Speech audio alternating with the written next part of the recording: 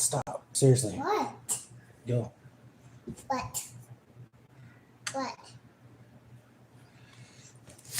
Stop. Stop you. You better stop. See? I stop you. No. See? You stop. Go. Seriously. Yep. Well, you can cry all you want, but you're messing up my stuff. I didn't say you had to go. I said you had to stop acting like a little wimp.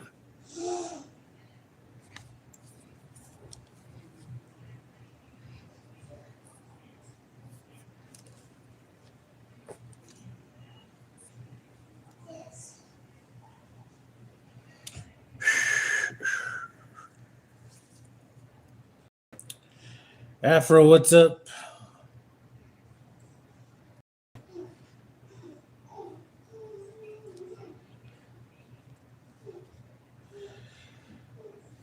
Rich's River Smoker, what's up? I'm just sitting out here trying to prepare my mind for all the fuckery I'm about to get into here in a little bit. So that's about it. Really not looking forward to going back out, but Friday will be the day. What I'm doing now is what you would call, back in the 80s, we would call this perpetrating the fraud right here.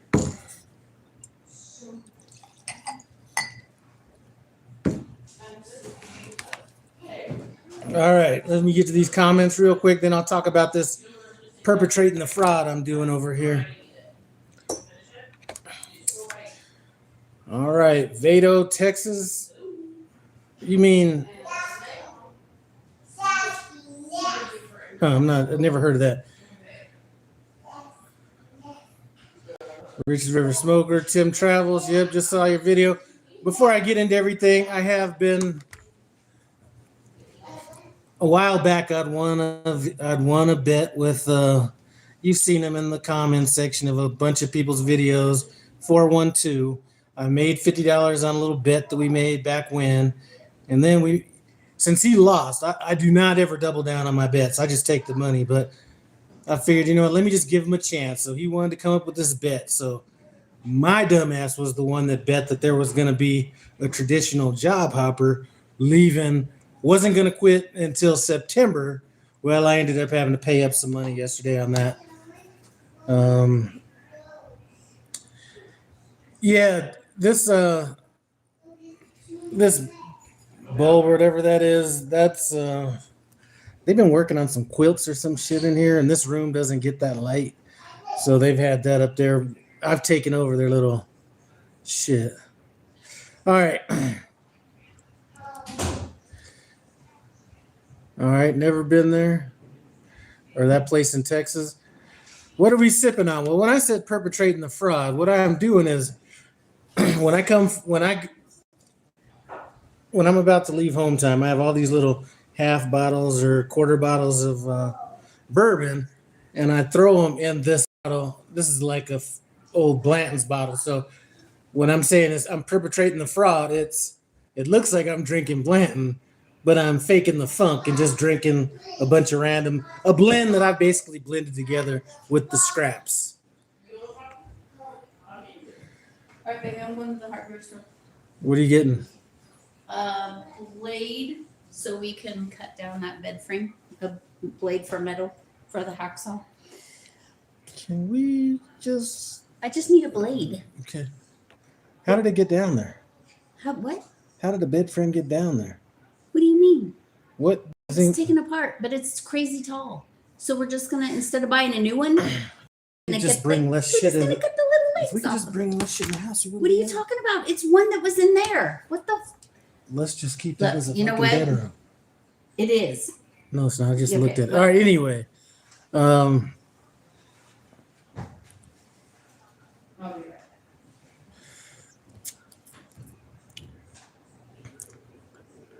I will get to one of the problems of being that. Here's the main problem of being on the road is you come back and everybody's done stupid shit with the house. Bedrooms turn into some other dumb shit. Other rooms turn into other dumb shit. So, Yeah, that is the major problem right there. All right, let's see.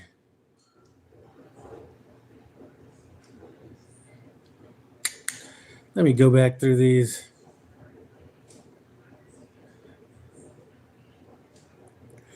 So anyway, I don't even know what is in this bottle right here. I know there's my son had bought me some single malt whiskey, which is some bullshit. So I I know that there was a little bit of that in here, and then there's just some other random stuff. So it's just a mix, a hodgepodge of stuff. But the bottle is nice, so I keep the bottle as kind of a decanter. Let me get to these comments.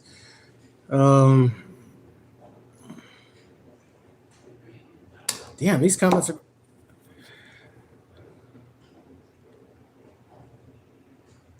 I snitched. I don't know what I snitched on. Elaborate on that. Anything new with Prime? Nothing other than further babyfication coming down the pike. I seem to be hearing later on. Yeah, that I'm really not happy about that shit. Flavor by the mile, what's going on? Man, I haven't missed anything. I just got on here. I got the rest of the day, all day tomorrow. Then I'm gonna probably leave for Springfield on Friday morning about anywhere between 2 and 6 in the morning, just depending on how I feel. Get up there, try to get shit straightened out in my truck, go to Walmart, do all that stuff up there. Monday, I got to go into dick around with my taxes and stuff like that, and then I should be ready to go. So I haven't really missed anything. Just kind of just been reading comments so far. Did Todd leave Trans Am? Yes, he did.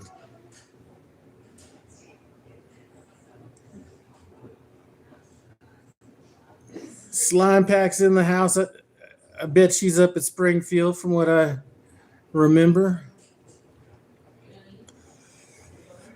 What impact will Reefer see with Tyson closing reported 3 plants? Man, I don't care if Tyson closed all their plants. I'll take a pay cut to not have to go to one of them places again. Trust me, those are like the worst. Those are almost worse than meat plants, or they're just right equal with them. I mean, cows and shit like pigs. What they need to do is close the 2 in Mississippi. Both those are horrible. And then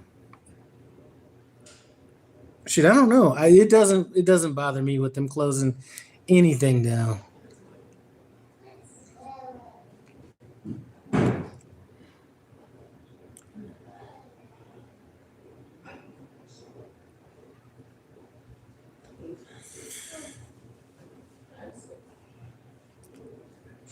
Yeah, it probably is best to just shut up and let things happen and stuff like that. But some of the stuff is just stupid stuff. You know what I mean? Like just dumb ass changes that don't need to be changed.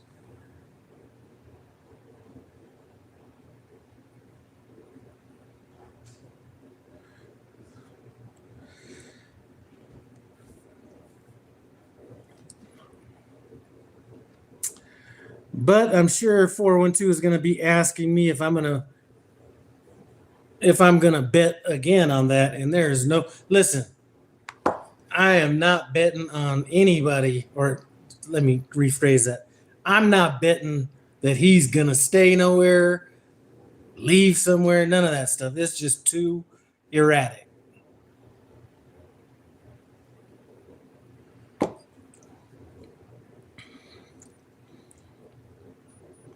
So Slime Pack, what are you doing up at Springfield? Hey, Lau, turning in my lease truck. What do you think about a 24 P579 with 293 from Pedigree? I personally,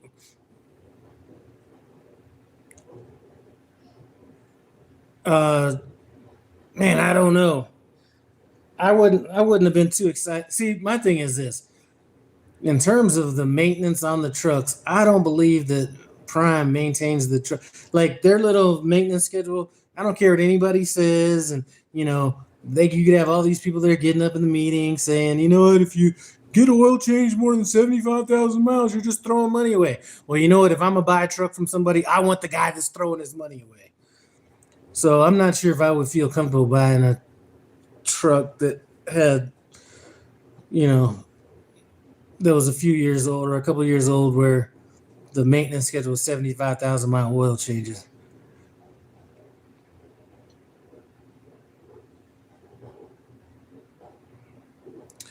All right, little dude, crazy how Richie was clowning CAG for charging $300, but he takes bets on another man not staying at a company for long. You know what? I didn't want to make that. I made the same bet. I didn't want to take the damn bet, but 412 had to make his money back, so that was the bet we came up on. But normally I wouldn't even say anything about your boy Todd, but I just think he's a little dangerous for the industry in terms of always getting people to go someplace, then leaving, or just some shit like that, or just I'd say steering people down the wrong path, to be honest with you. But as long as it's making dough, I guess it doesn't matter, right?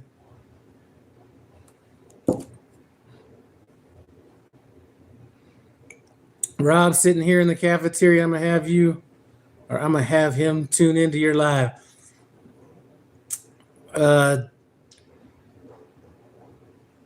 Yeah, you could have him do that. Shoot, he will probably get a more honest assessment of what drivers think than listening to all these people that are just out there, being yes men. I mean, listen, I'm all for being on the driver advisory board. Get me on the driver advisory board, and you know what? I would have no problems telling anybody what, because I don't think they get an honest opinion on what real people think. Here's why I say that. So let's just use me as an example. I don't sit here and just talk to all these people that are been at Prime for 25, 29 years or, whatever it is.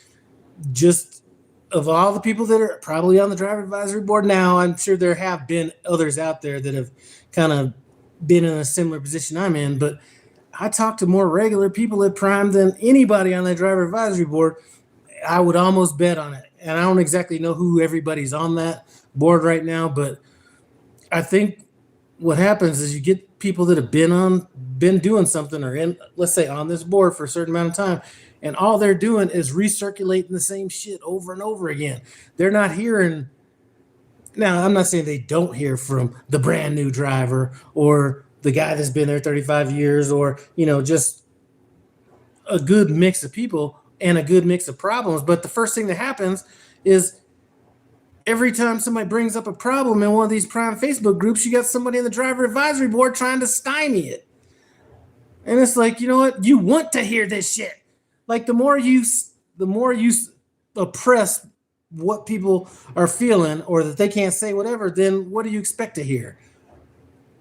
Well, I was going to say, things could be better, but the last time I did this, somebody on the driver advisory board came out and lit me up in the comments section trying to clown on me. So I'll take the free drinks and free hotel room. Dude, Mississippi plants are funky as fuck, especially the ones in Carthage,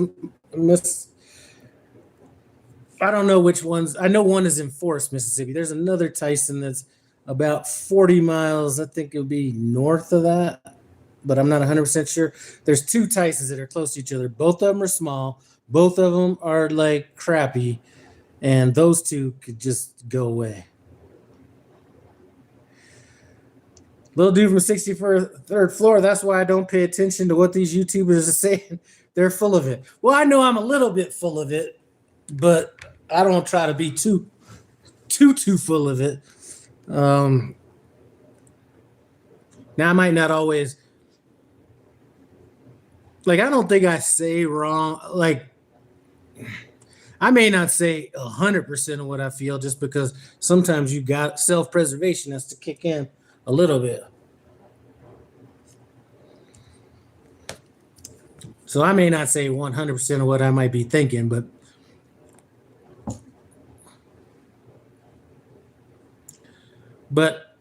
I think that the average person that's been on YouTube is probably better for The ones that, and I don't know, I'm not sitting in on the meetings, and I don't know how involved some of the guys that I know are actually in these meetings, but I can guarantee you that the average person, and one of the things that's changed lately that I'm not a huge fan of, I am and I'm not, but I would say that the average person that has been on YouTube has a better mix of people that they talk to than just the people that are just on the driver advisory board without that.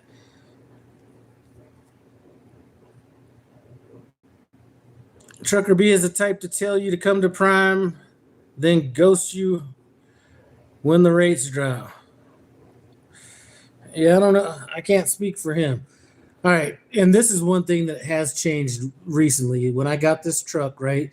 The last truck I had was pretty fucking noticeable. So at least once every other day, I'd be at a truck stop and somebody come up and say, what's up? Or I'd be at a shipper, receiver, whatever the situation would be. So I get to meet a whole lot of people kind of going through shit like that. With this new truck that kind of blends in with everything, I don't necessarily have that same opportunity that I used to have before. And those were good opportunities because I could be just sitting at a truck stop somewhere, because usually I'll sit in the front for 35, 45 minutes or whatever. And somebody will come up and they'll be talking about some shit that I'd said in a meeting and give their twist on it. That's valuable. There's another guy that and these are just random ones that come up that have kind of really made me appreciative of having people come up to me. There was another guy, he's been at Prime, I forget. I think he was in finance or something like that before he got into trucking. So kind of a similar industry as I was in before, except not. He was more kind of, can't explain. Either way, came up to me. He's like, hey, man, I heard what you were saying about the Prime lease purchase and this, and this.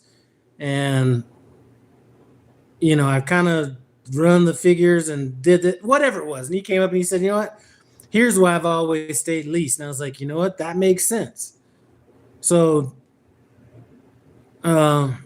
it's good hearing these different things other than me hearing the same shit from the same 12 people or whatever that I hang out with every month and a half or 2 months. Well, I guess every 4 months, right? Or 3 months.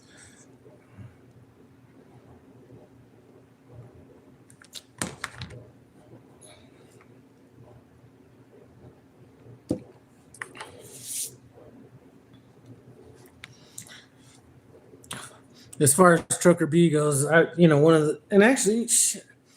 of my boys that I met in here. Well, he came up to me at I don't think he's gonna be here on this live because he's on home time right now. But he came up to me at a Safeway in Denver one time, came up, shopped the shit, whatever, and boy, I start running my mouth and forget what the topic was. Oh, yeah. So he was talking about Trucker B. I guess Trucker B had just done a video and he's like, man, I like Trucker B and everything like that. He's funny. And he's like, but Trucker B will have some shit. He'll have a title like APU broke down roasting in this hot ass weather. And nothing in that video had anything to do with APU or burning up in some hot ass weather. You know what I'm saying? But one thing I can say is that he's been around for a while. You know what I mean? So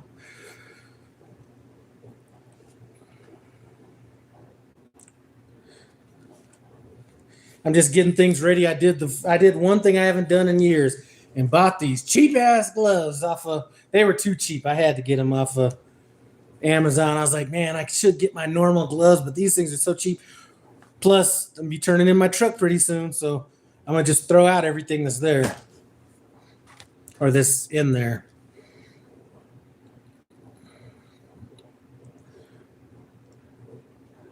All right. Tim Travels. If you don't or can't broaden your horizons, you get stuck in a feedback loop. Yeah, that's kind of what I was referring to earlier with people that just validate what you think, which could be very wrong. Absolutely. And I'm not going to spend, this is the last comment I'm going to make on that, is because I've had this conversation before. I don't know how many of you guys were in the last one, but the driver advisory board, at least when I remember when they were pushing for it, you know, before you used to apply to it or do whatever. And it was like these 2-year, maybe 3-year appointments. That's just like getting on the Supreme Court right now. It's like you on there for life, it seems like. Judging on the faces that I have seen. And I don't necessarily think there's anything wrong with that. You just can't be an extension of the man. You know what I mean? So anyway, I've been looking at what my plan is going to be. I'm going to head out on Friday, like I said. So that's going to get me to Springfield Friday. I'm a Monday. I don't know what all these dates are supposed to be. Or I'm not going to leave out. I may leave out Monday. But let's just say Tuesday or even Wednesday to be safe. Then I plan on being out all of September. And if I could stomach it, half of October, maybe even into November, take off like, probably not, but let's say halfway through October, take off till November, run all the way from November to December 18th. If the weather's kind of being all right and everything, maybe stop back for Christmas, but extend my lease out until like January. So then I could be like maybe looking at taking January and February off instead of mid-December to mid-January to mid-February. You know what I mean? So we'll see how that works out. So that's kind of how I plan on running this. Dale Roberson, am I leasing another truck? Okay, right now I'm just in a short-term prime lease. I plan on doing the same thing with the next one.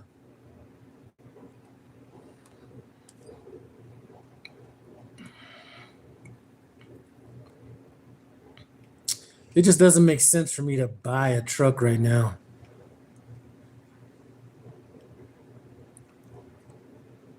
Now, hindsight's 2020, you know what I mean? Like 3 years down the road, things could be totally different than what I'm looking at now. But when I'm looking at the way I see things now, I don't see me being in trucking long enough to pay off a truck and then run at least 2 years paid off. I just don't see that. So that's kind of why I'm at where I'm at now. And I'm not really trying to buy no used truck or anything either. So take all the time off after the lease. You may not want to come back. Man, you ain't lying.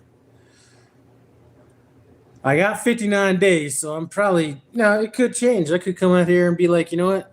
Because money starts stacking up when you come home, right? Shit you never really thought about. And I thought about it, but you don't really think about it. You know, in the back of my mind, I'm like, tell my wife, you know what? Hey, go get a quote to paint the house. I'm really not allocating that money. You know what I mean? But I get home and she gets somebody to come and give us a quote on the house. And it's like, okay.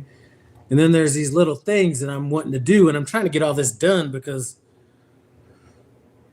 just for tax purposes, depending on how things go, when I plan on actually retiring everything, these properties need to get strategically sold. Not necessarily this one, but the other one for sure. And if I want to buy another house, chances are I'd be downsizing. So maybe that's not anything to talk about, but you never know. I'm going to want everything to be wrapped up before I actually step out of trucking. So I'm just trying to go through some of the stuff right now. Go buy yourself a dream truck, pack you and Mrs. up, and ride off into the sunset. Man, my wife would be peeing all over the place. Now, see, women can't hold their pee like dudes, man. I'd be stopping every 45 minutes.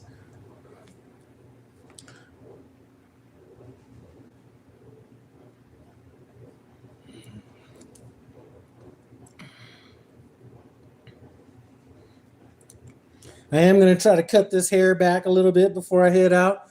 Get the clean shave before I head out.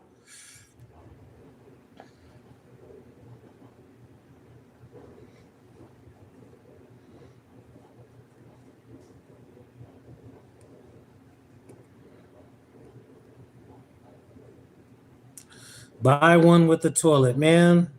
I could, man. It would have to be such a. Listen, here's how anti-toilet I am. You know, because sometimes I'm like, man, maybe I should just, when you're thinking about retiring, you're thinking about all this stupid shit.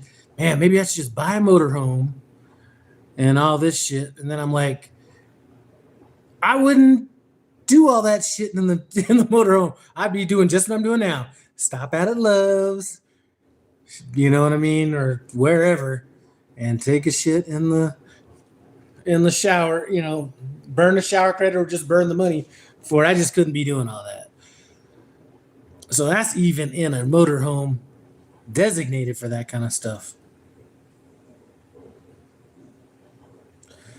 All right, Gene, best day was when I upgraded out of TNT to my own truck until the very best day was when I got out of the truck altogether. Been out of the truck for a year now.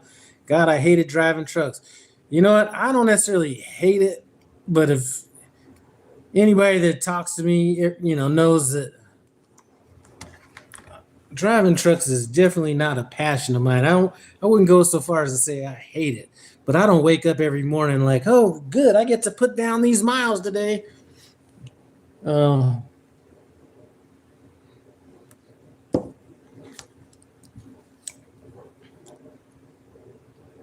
Yeah, I'm just not a.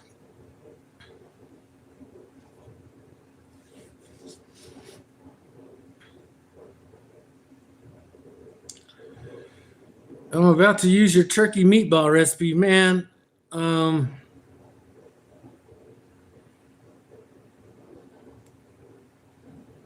don't remember if that was a good recipe or not.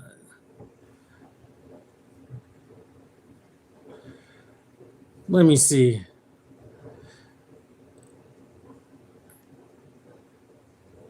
I can say that my whole turkey recipes are the bomb.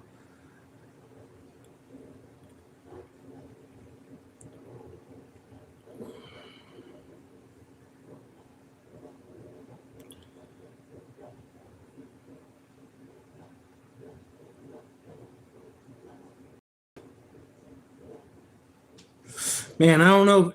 I don't remember if those were good, bad, indifferent, whatever, but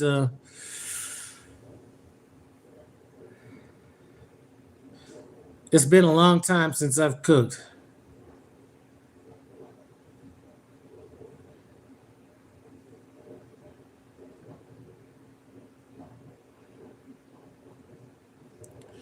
Oh, chickpeas. Yeah, those are good.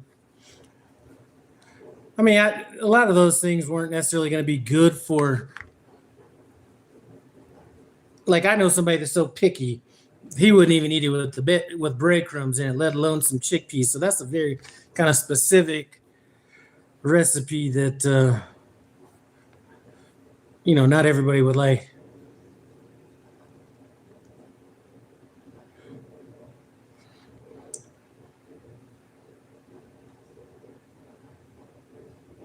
But if there's one thing I can do,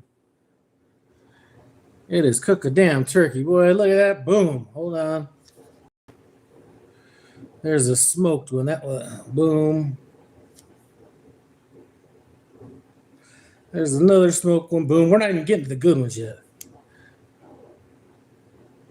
All right, this is another smoked one. Boom. This is an oven recipe one. Boom. Anyway, man, I used to do some turkeys, and those things used to get all the views, like 103,000, over a million, 547,000.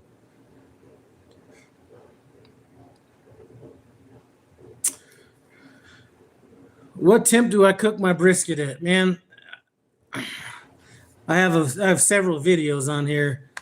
I've done them hot and fast. I've cooked them at like 350 to 375 for a shorter period of time, and I've done them low and slow. Brisket's a little bit different. I think briskets, you could do it both ways and still kind of get to the same thing. I'll get to that in a second. turkeys, I do believe in a hot turkey. So I'll cook my turkeys at like 450 degrees.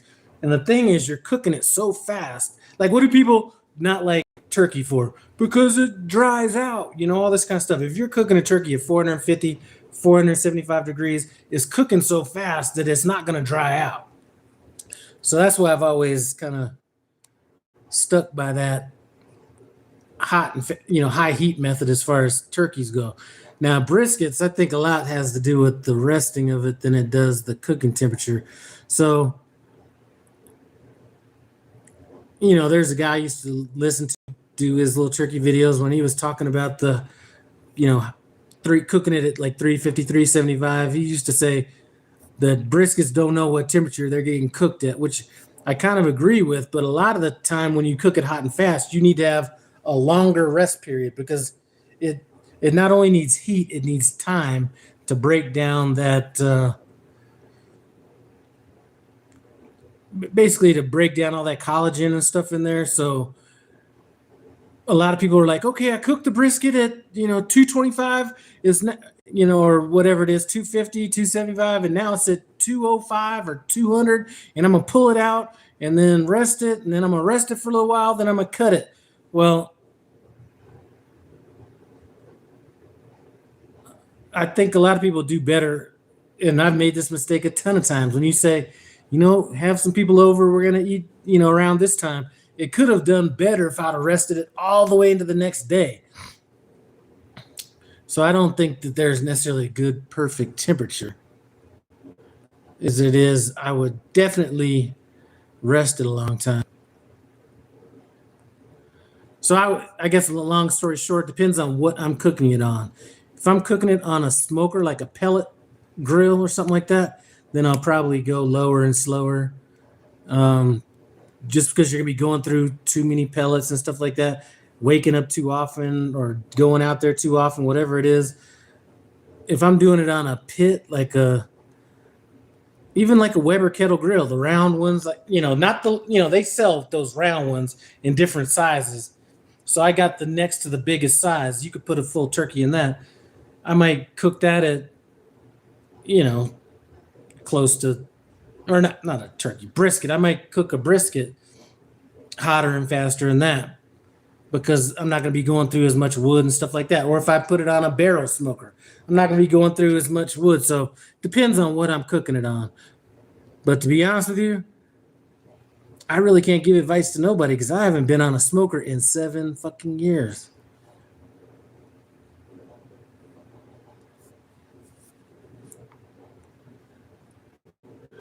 See, I think the rest on a brisket, I'd almost have to say damn near a full day, 14 to 20 hours.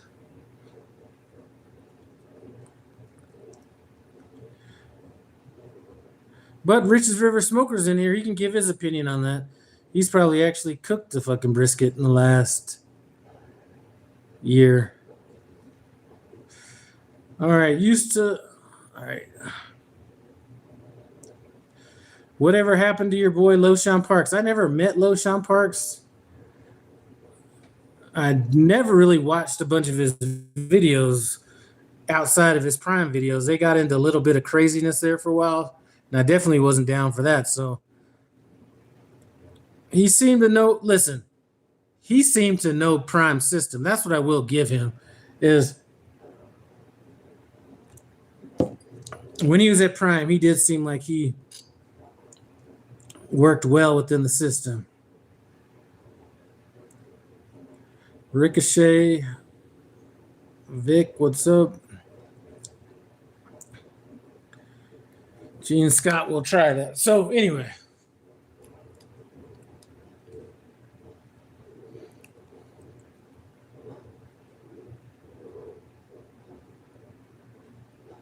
I'm really not one to come back out. That I'm not. I got my 4 tire socks that I rescued from the. I had like 10, 12 pair of tire socks in my truck when it caught on fire. So I rescued all those. And I'm taking 4 back out on the truck with me. So I got to remember to get those. As a matter of fact, I might throw them in the trunk now. Still look like they got a little charcoal on them from, or not charcoal, but a little bit of carbon on them from that fire. They're still in the bags. Don't forget to get the chains or chain alternates on your truck. If you're coming out here in Colorado and they say past Denver, you better have them before you get to Denver. All right. Now you made me angry. At least this truck stop has a Popeye. Man, Popeyes, that's some good shit right there.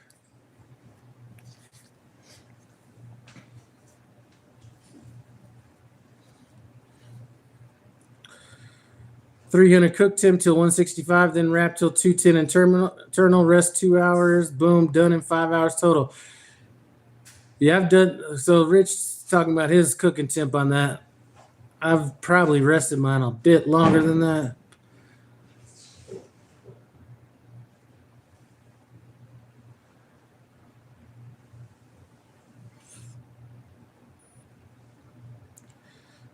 Under no circumstances am I allowed to touch the grill. I will overfreeze ice cream and burn the water. Might buy a grilling for beginners guide. I would say that the easiest way to learn how to do it is go out there and fuck shit up. But with the price of meat and everything right now, you can't do that. Because before, I used to be able to tear up a brisket and be like, okay, it's not that good. Let me chop it up into, little cubes or whatever, and make some chili or make whatever. Now it's so expensive. You don't want to waste none of that. Like, I think the last time I bought a brisket was like 2019, somewhere in there. And I just stopped just out of curiosity to see how much a brisket was at Walmart, and I almost fainted.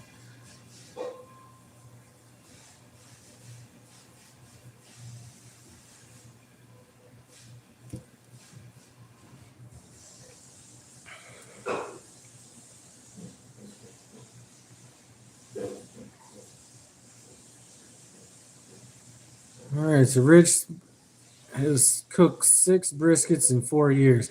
I keep thinking about it. Like, what I really wanted to cook, Rich, is that I've seen it, but I don't go into Costco all the time just because there's too many motherfuckers up there. But they got those big old beef ribs that have, they're like that thick, and they got the, they're like 4 or 6 bones. That was the last thing I was tempted to cook. Them big ass dino ribs. I wouldn't even want to see how much those are costing right now.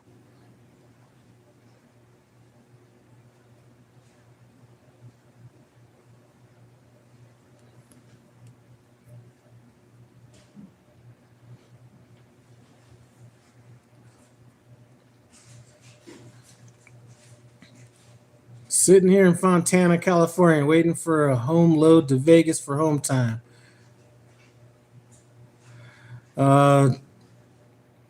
Man, Fontana. That is not the place to be. I'll tell you a fun story about Las Vegas. First load I had on my first lease purchase, Peterbilt, I had a guy that was on my truck that was just trying to be on my truck long enough to get his full year in, because he didn't want to pay Prime back the money, but he didn't feel comfortable driving by himself, and he wasn't just going to be driving for a while. So he gets on my truck. First load. We get a load that's going to Henderson, Nevada. And I'm looking at this load, and I'm like, fuck yeah. I said, we'll be able to pick up this load. Actually, you know what? That wasn't the load. Hold on. Actually, scratch that. We did a repower for Johnson's Logic. If you guys remember Johnson's Logic, this might have been his last load at Prime, or one of his last loads. So my fleet manager calls me. He's like, hey, man, I got this driver. I promised that if he got this load, I'd take it off of him, get somebody else to drive. This is a bullshit load. Going to Henderson, Nevada. Could you help me on it? I was like, you know what? Got it. So we pick up this load, and we do the repower in Oak Grove, Missouri. Get the load, and I'm like, all right, let's run it. I'm looking at everything and I'm like, if we run this like 10 hour, like if we really run this load hard, we'll be able to get there like 21 hours or not 21, almost 24 hours early. So I'm like running this shit out, running it out. And the reason I was thinking about it was because he was from Henderson, Nevada. So I'm thinking, if I can hurry up and get to Henderson, Nevada, he'll get off the fucking truck and I'll just be able to relax all by myself in this truck, right? So we get all the way out to that railroad station truck stop. I think it's a TA now or something like that in Henderson, Nevada. It's like a casino and all that stuff at that place. So I'm for sure this guy's about to get off the truck. So I go and lay down and everything. I'm expecting him to start packing a bag or doing whatever. And this motherfucker never got off the truck. I was pissed because I was running to have that time to relax by myself. And then we get out there. He doesn't even want to go to his own house, which is like 15 miles away. And I was even like, you know what? I'll pay for the Uber. I could write that off on my tax, whatever. And he's like, well, by the time I get in there and turn on the air conditioning, it'll be too hot before, whatever. And I was just like, God damn. I didn't even need to run that hard to begin with. And then I still got to sit out here in 110 degree weather. I was figuring he was going to go inside and do something. Never even did that. I went in there and I've had 2 of the best cheesesteaks I've had out here. No, they're not in Philadelphia. I got one that was in, those of you guys that have ever been on I-15 going from Las Vegas to California, you're going to see a little town called Baker, California. There is a Shell gas station. I think it has a Jersey Mike's or it could be whatever the other one is. Well, anyway, they have a Philly cheesesteak sandwich on that. Now I've had that at the same place before. I don't remember if it was a Jersey Mike's or I don't remember what brand it was, but I've been to that brand, had that same thing, and it wasn't anything like that. But that place had a good cheesesteak. Anyway, what I was getting at, when I left the truck to get some time, I went into kind of the trucker part of the casino gas, fuel stop area, and they had a deli in there, and one of their things they sold in there was I think it was a Wagyu beef cheesesteak. So I'm like, I gotta try that. It was like $35 or something like that. Man, that was absolutely one of the best. Now, it wasn't the best dollar for dollar or dollar for pound or however you want to do it, but that right there was some good shit. I wouldn't spend that much money on no damn sandwich again, but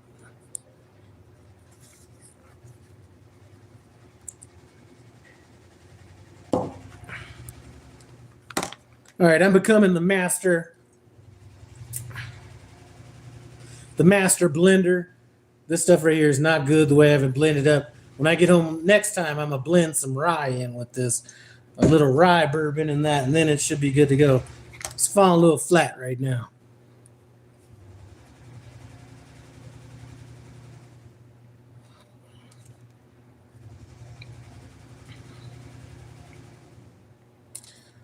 Oh, also Rich's River Smoker. So I just had somebody that has our same fleet manager. This irritates me. I love my boy, but some of the stuff he does kind of irritate me a little bit. So my boy picks up a load and he's in like the Miami area. And just like normally I'd say, listen, if I don't have a load and I'm in Miami, I'm headed north as soon as I unload. So he drops off the load, leaves. He's about 30 miles outside of Miami. A pre-plan comes in. Well, at this point, it's not a pre-plan. It's just the plan. So he tells him, hey, man, I'm not going to be able to do this load. If I'd have known I was going to have this load, I'd have been able to change my sleeping over to this, to that, whatever it is. And then he's like, by the way, how long? He's like, I think he said something like, sales already planned you on that load. He's like, well, how long have I been planned on that? And he was like, for like 24 hours. Why is our that is, listen, if it's been planned, send the fucking load over as a pre-plan, as whatever. I don't care how you do it. But this like not this like sitting on the shit until we're unloaded absolutely is gonna bring shit to a head at some point. So he just had that come up on a 15 stop load where it could have been a simple, easy load. He had ran his entire clock the day before or whatever. I don't even know. He could have ran his entire clock different. He would never have left Miami because now he had to turn back around. So he drove 60 miles out. That's to come 60 miles back and then drive another 60 miles out.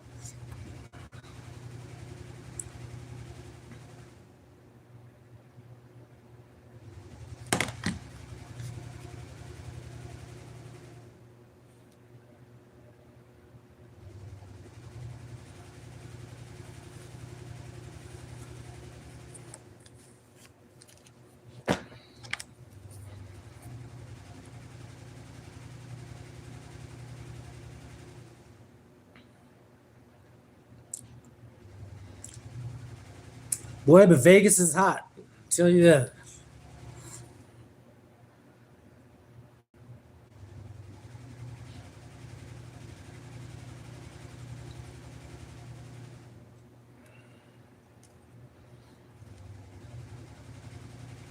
We used to get the worst loads out of Vegas. I don't know if you ever got these, but anytime you used to deliver in Vegas, it was already bad enough because you were delivering in Vegas, right?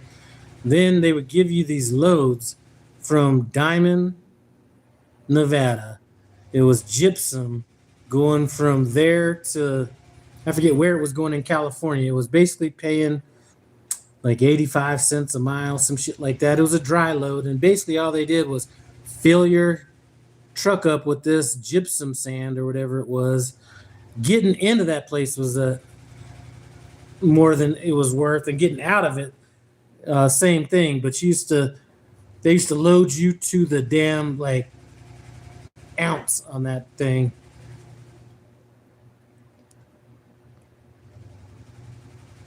Then they take you out there, you get to the receiver, and they put your trailer. I'm surprised the electronics in those trailers survived. They used to put you up on one of them little ramps that tilted your trailer up. Then they bounced the trailer up and down like that.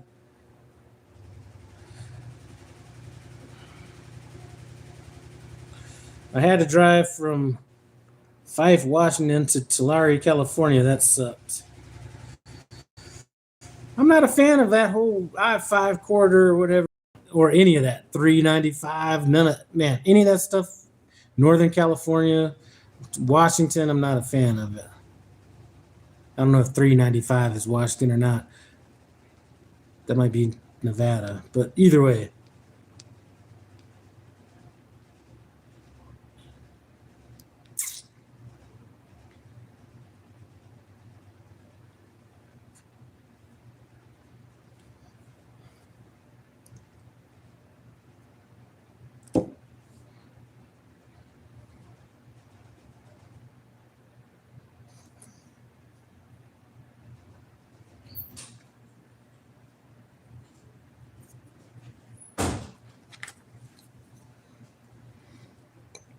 All right.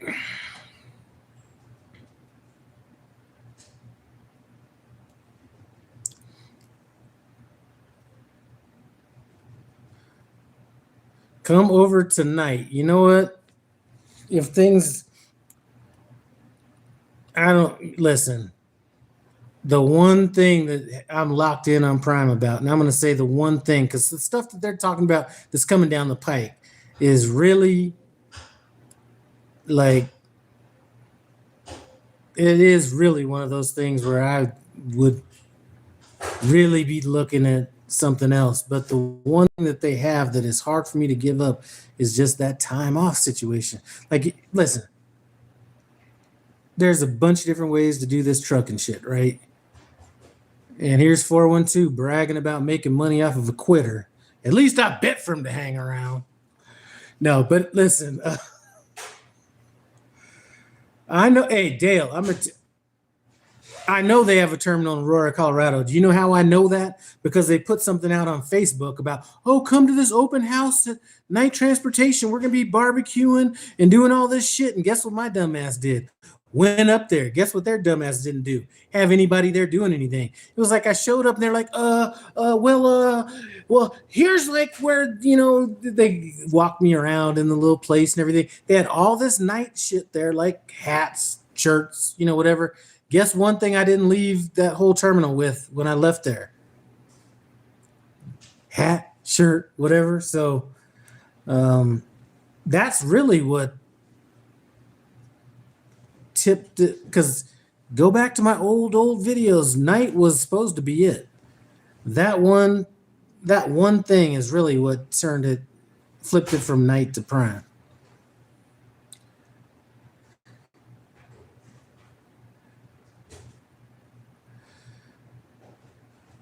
(412) let me see.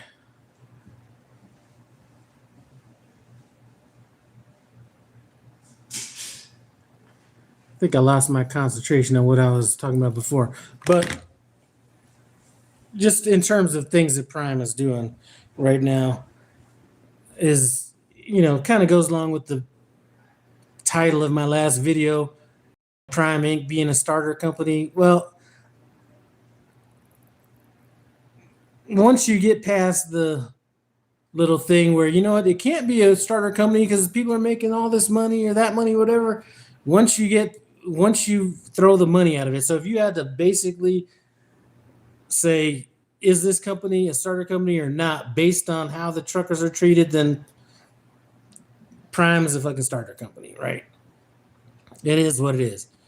So that doesn't mean it's not worth it for me to work there, but some of the stuff they're talking about is really hard to deal with. And if I wasn't so locked into this time off, that's what I was getting to. You have some people that are putting up videos like, oh, being a company driver's the way to go. And, we're making more than this and making more than that. And you have owner operators and they're doing this and they're doing that. And lease people doing this and that. Do what's best for you, because I can guarantee you as a company driver, even the most forgiving company, unless it's like a true mom and pop place, there ain't nobody giving nobody no 21 days off, which is where I'm sitting at right now. You know what I mean? So that is important to me.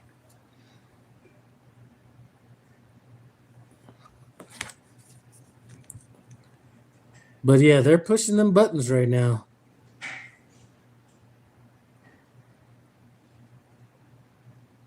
I mean, forget having a student on a truck. I might have to hire a damn assistant out here taking pictures of every goddamn thing and calling motherfuckers and doing this and doing that. There's going to be literally more procedure with picking up a load and dropping off a load than it was taking a mortgage application, filling it out, and processing it. So, all right, Dale, how much time off can a person get? What kind of person are you talking about? Are you talking about a lease person or a company person? I'm company. Home time is a joke. Listen, I was going to go company when I first got into trucking. There is no way that home time would work. I already feel like it's not enough home time. And I'm taking this time off.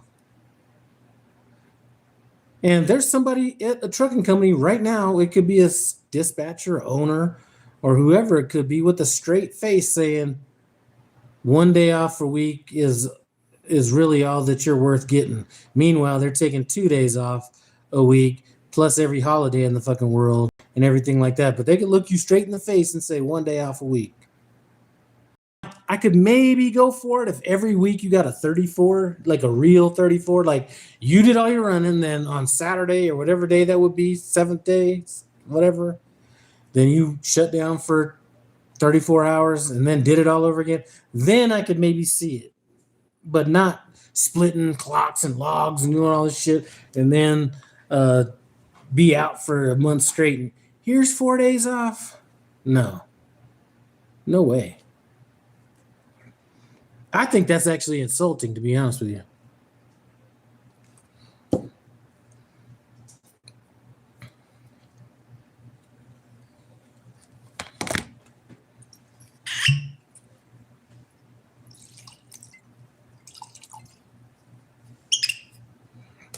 So that's why, that's the main reason why. I know that, as much as people say you can't make money at Prime, I know that the system that I'm able to run at Prime, I'm able to take that time off, still be profitable or as profitable as I need to be. And it is going to cost a brother some money. I mean, don't get me wrong.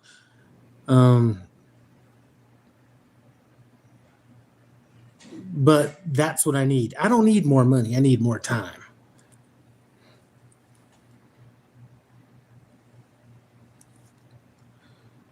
All right. Gene Poole wanted to run for 2 days. All right. Wanted to run for 2 months, then 8 days off. But nope, not allowed. That makes no sense. Time is time. So that is some stupidity that they pull in the trucking industry. What is the difference between if you do 4 weeks? Like, what if you were to say, I don't get it.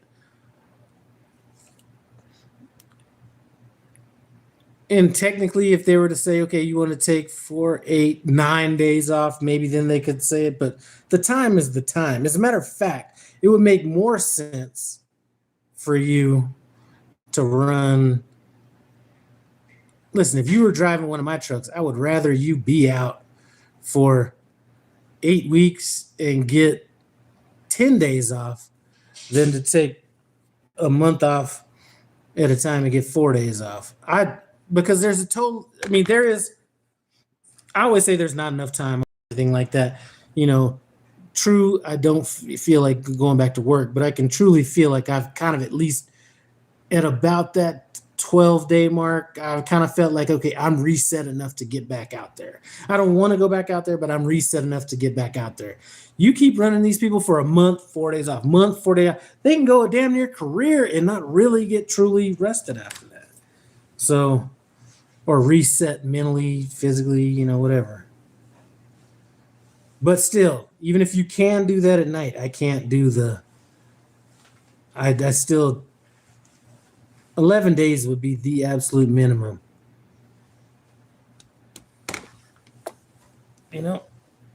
My shoulder's a little hurt.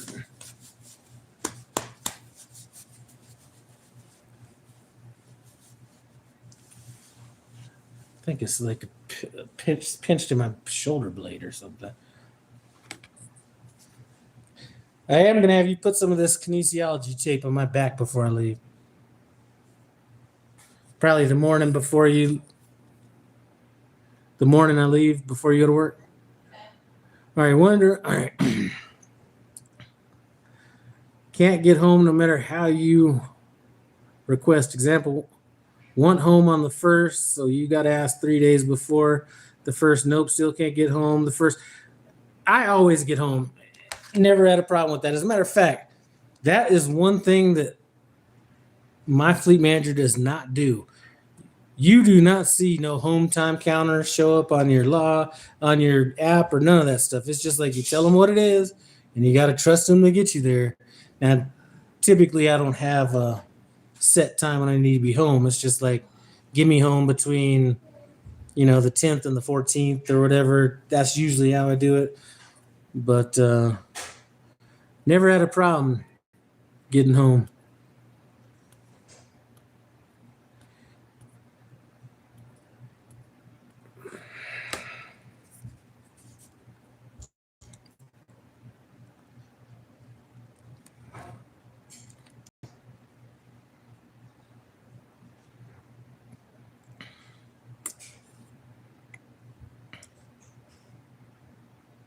But hey, it could be worse. You could live in some real off-brand city like Lubbock, Texas, and never be able to get home.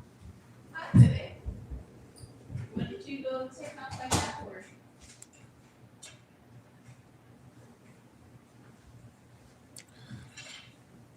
I will say that the night terminal is at in a pretty decent place in Colorado, right down the street from that Flying J. That's probably not a Flying J I would ever want to park at. Do you want to go sit and go? That's okay. I can go. For you. 1, 2, ready, set, go.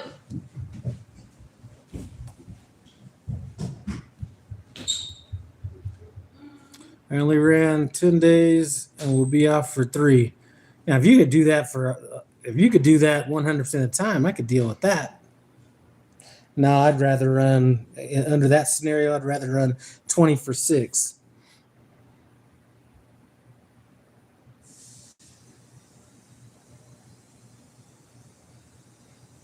But in the wintertime, it's a totally different thing. Maybe not this winter, because I think this is going to be a bad winter. I'm not 100% sure, but I'm not going to be out here for a lot of it. But the last thing I want to do is get anywhere near home until it's time for me to get home.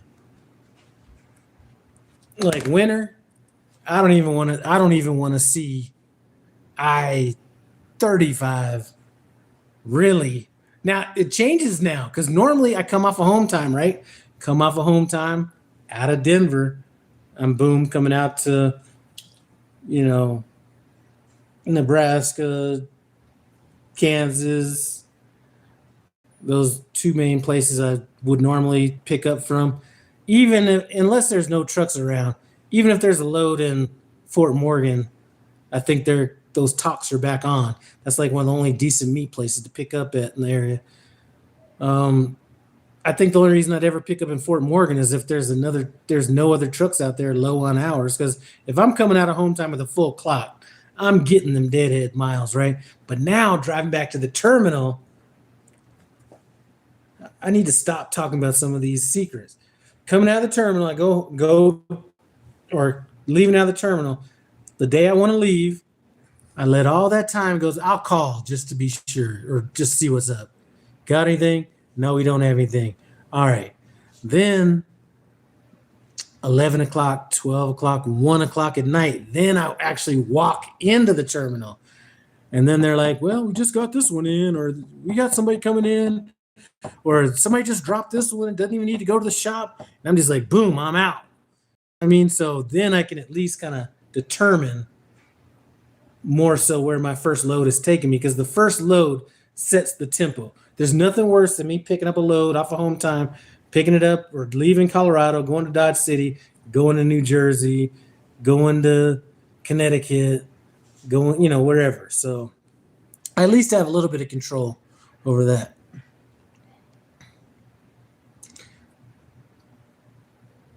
And then I'll tell you something else. Somebody else, I normally don't be trying to get messy about it, but somebody sent me a screenshot of somebody else's favorite trucker out there talking about this trucking company. And, one of the only bad things is going to, Bronx, New York, but, didn't try to make it sound like they were like some kind of a super fucking trucker because they didn't mind doing that shit. Man, of all the people it needs to be talking about. Anyway, enough of that. Tyree, Lau, you heard about your boy. I've been waiting on you, man. I already sent my $50 over. 412's in here. He already got the money.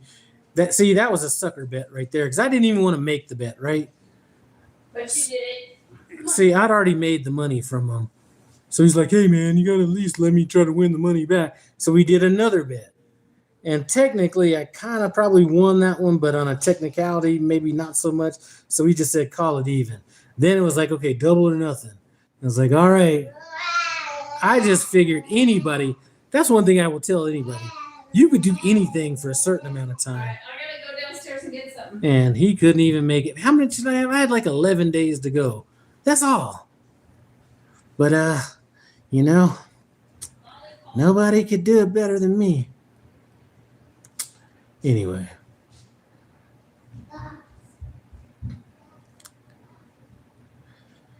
Yeah, I didn't even know that your boy Richie Rich had a bet going, but that's what happens when you're out here.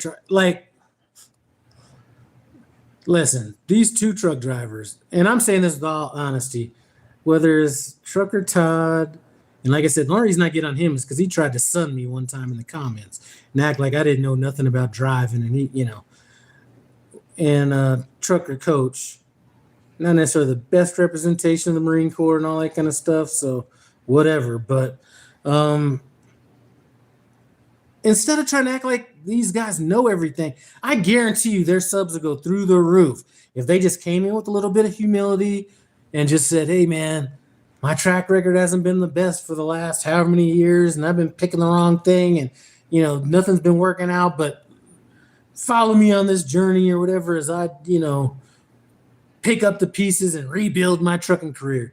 Man, do you realize how many people they'd have behind them, rooting for them, doing all this stuff? But no, rather than doing that, well, I'm not sure that you can get my deal, but, and if you want to be, some people have called and said, what, I'm thinking about going here. And I'm just like, I'm just not sure if that's going to be right for you. Who are you to be giving advice? I'm supposed to. Oh, it's just like, it's so funny listening to some of this shit. Oh, anyway. He did the same to me when I told him Trans Am gets the loads that Prime doesn't want. He pissed me off right there. See, here's what I will say, that trucker coach never said anything to me. So I just think he's dangerous. That's the only reason that I ever even mentioned him. But Trucker Todd did. And there was somebody that is subscribed to my channel. I forgot what it was about. This is going back almost 2 years, right? Maybe even 3 at this point. And somebody, he was trying to crack on Prime, I think. And there was somebody at Prime or something that was like, you know what? That's not how it works. Whatever it was. Because I think Trucker Todd used to be at Prime, and sometimes you've been somewhere, maybe your information's outdated. I don't remember what it was, but I went in there and he said the guy was wrong. I went in there and said, listen, what he's saying is right, blah, blah, blah. And I wouldn't lighten him up. I wouldn't do anything. And then he tried to throw all these years of experience at me and basically I'm right and you're wrong. I've been driving for X amount of years and you don't know what you're talking about. And that was when I was like, okay, if that's how we're going to play it. And I got a long fucking memory, which is not the best thing in the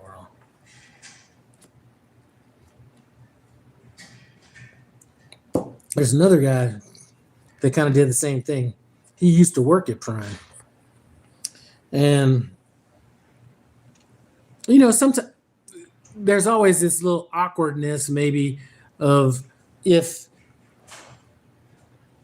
like this guy has a YouTube channel. I don't know if he's still running it or not, but, I saw him at the terminal. So I was like, all right. It's sort of like checking in. If you're in a motorcycle game, it was like I was checking in with them, right? So it was like, I went by and I was just like, didn't stop saying, or I wasn't gonna stop and have a long conversation. I was just like, what's up? Forgot if I said what my name was, whatever it was.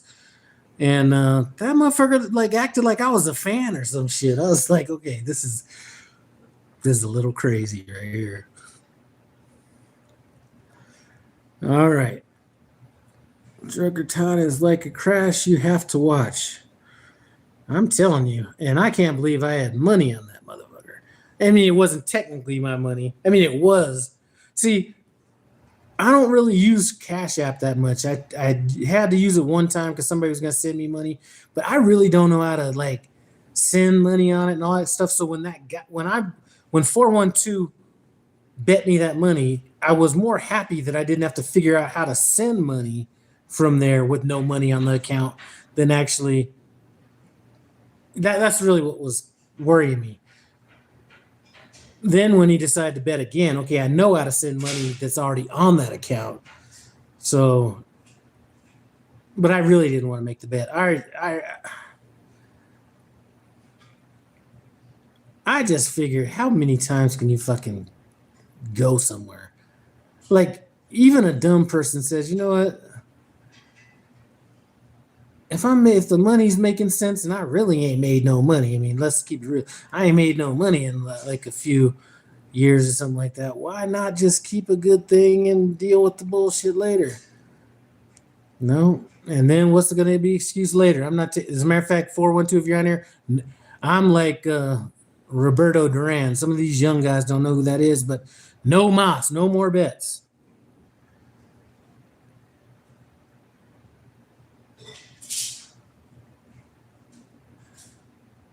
Oh, man.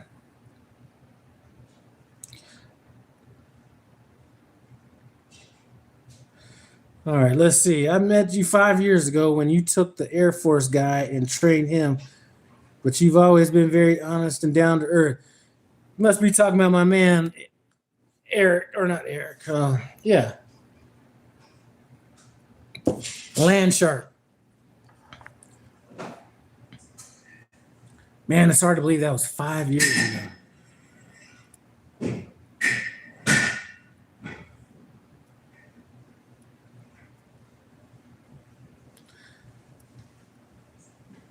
I'm actually glad that he realized that this wasn't the move for him to make.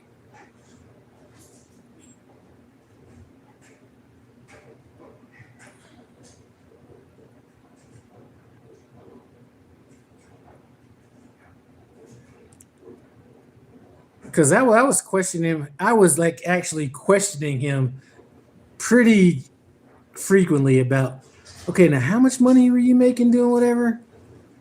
And why are you wanting to come into now, you know, you could check it off as being like, you know, whatever, being burnout, all that kind of stuff, which is why I left. But sometimes, you know, I'm still like, I guess if I was forced to go back into my last business, I would do it. But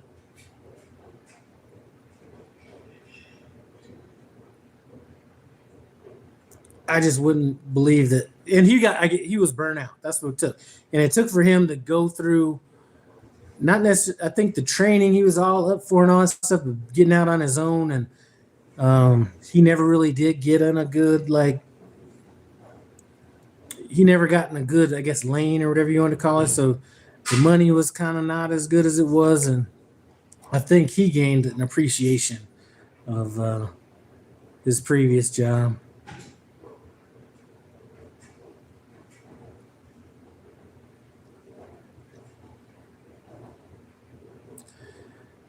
Meditation, man. I'm about to go back out on the road, man. I'm about to go back out there. Probably because 2 weeks is not a, like, I just need some time off. When I say time off, I need some time off. Congratulations on 3 years of driving. Midlife trucker, home again. Man, I'm telling you.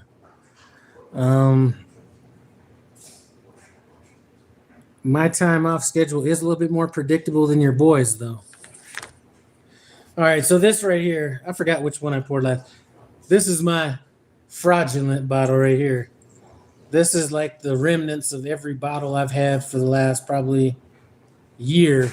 When I get home, I pour the remaining of whatever I have in these other bottles into this. That's what's in here now, and it's not that good, but it's a nice bottle. Yeah.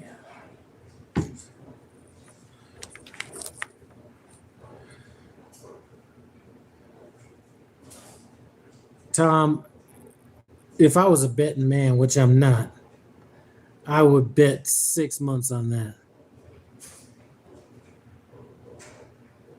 But I'm not a betting man.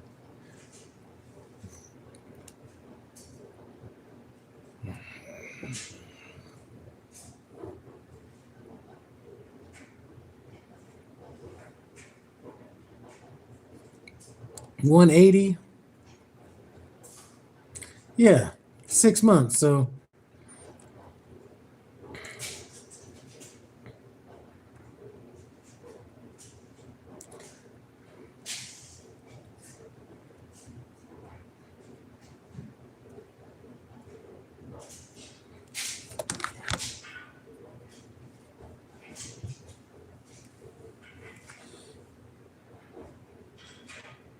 you shouldn't be betting anymore. It's too predictable. Well, I thought it. Listen, it's sort of like if you look at him like a slot machine. He'd already given up the money. He'd already given up the money pretty quick before, so I figured I was safe for a while.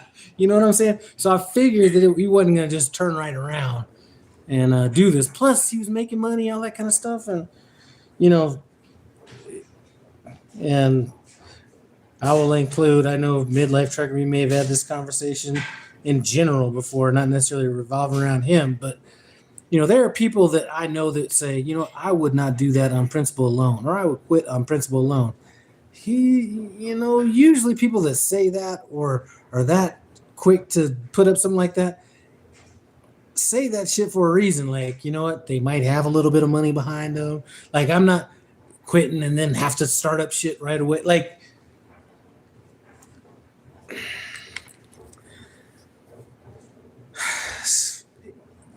there's nothing better than at least some stability. I'm not sure I could be having a family rely on me quitting over dumb shit every time I feel like quitting over dumb shit. Because I'd have probably quit Prime 2 times in the last Friday safety meeting if it was just emotion.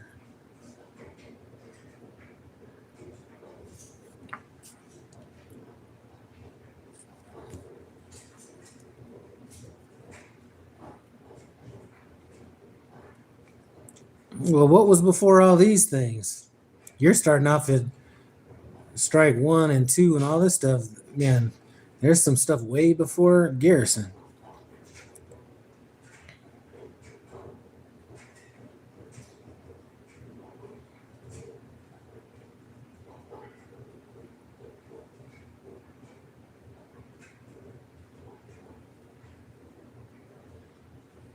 Hey, Andrea.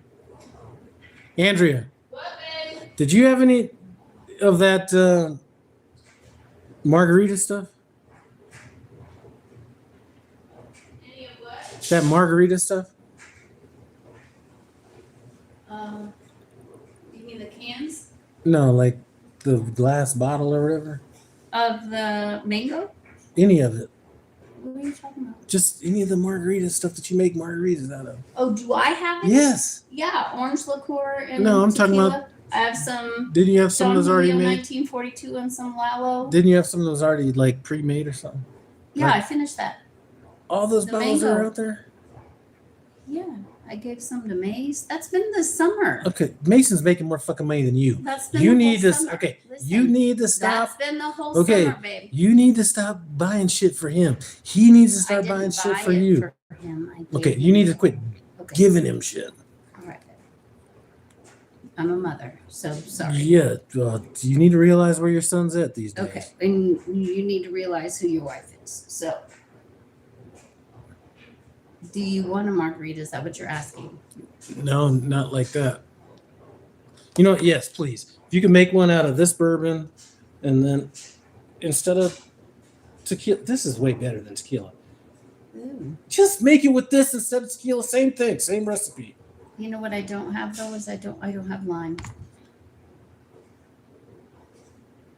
I have orange liqueur. Oh, I have the never mind. grandma. I have the Never mind. yeah. That's the one thing I don't have. You're gonna. Ooh.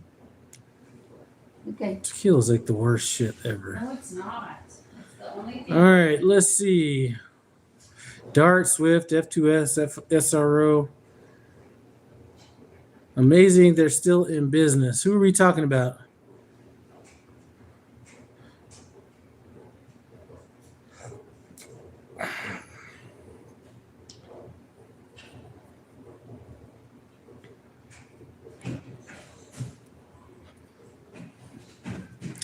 Yeah, man, I'm gonna tell you. Here's how tired I was. Like the last time when I dropped this load off. So it was coming up on 2 months out, right? Man, I got a load. I need some load locks in there. So I had 4 load locks, 2 of these new fucking heavy ass blue handle ones, and 2 of the black handle ones. I go back there to drop my trailer. I got the trailer washed out. Was going to drop the trailer. One of the load locks was where I could just reach in and grab it. The other one, I was going to have to get all the way in that thing. And I was like, you know what? It's somebody's lucky day today or whatever. I'm leaving this fucking load lock in here.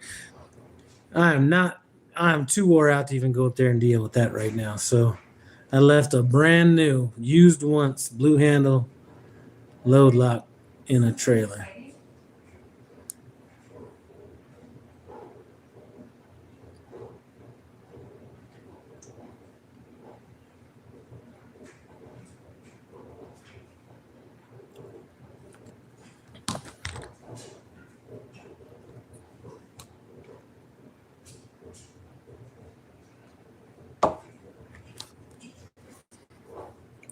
I tell you what, Garrison's taken over a lot of places that we used to go to, and I'm sure a lot of that's on money because they weren't paying money before.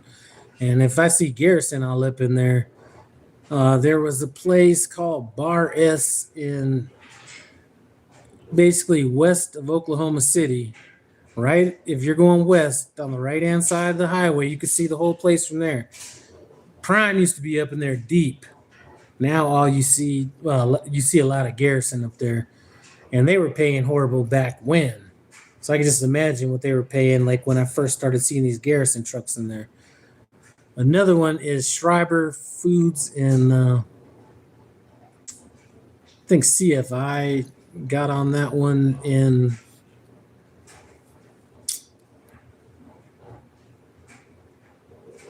Carthage, Missouri, or something like that. So Prime has stepped away from some unlucrative business. Meat plants, no. The Bar S place is like, I think it's basically where they take the raw product and make, them them hot dogs out of it. The real cheap hot dogs too. Meat plants, and again on meat plants, they could get rid of every single meat plant at Prime, and maybe I take the hit. I just don't like a meat plant. There's nothing about a meat plant I like.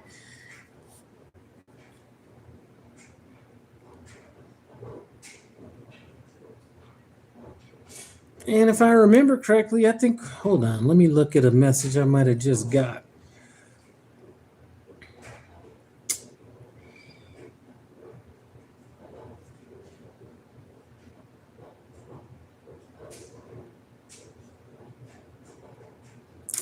Anyway, never mind. It's going to take me too long to find it.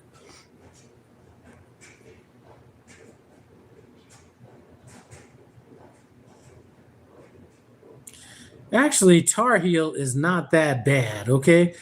I mean, if the whole plant was like that backside of it, I could maybe see it.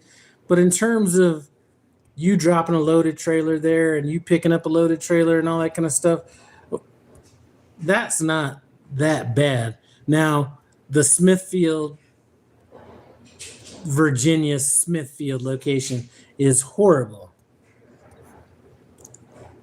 That is like one of the worst.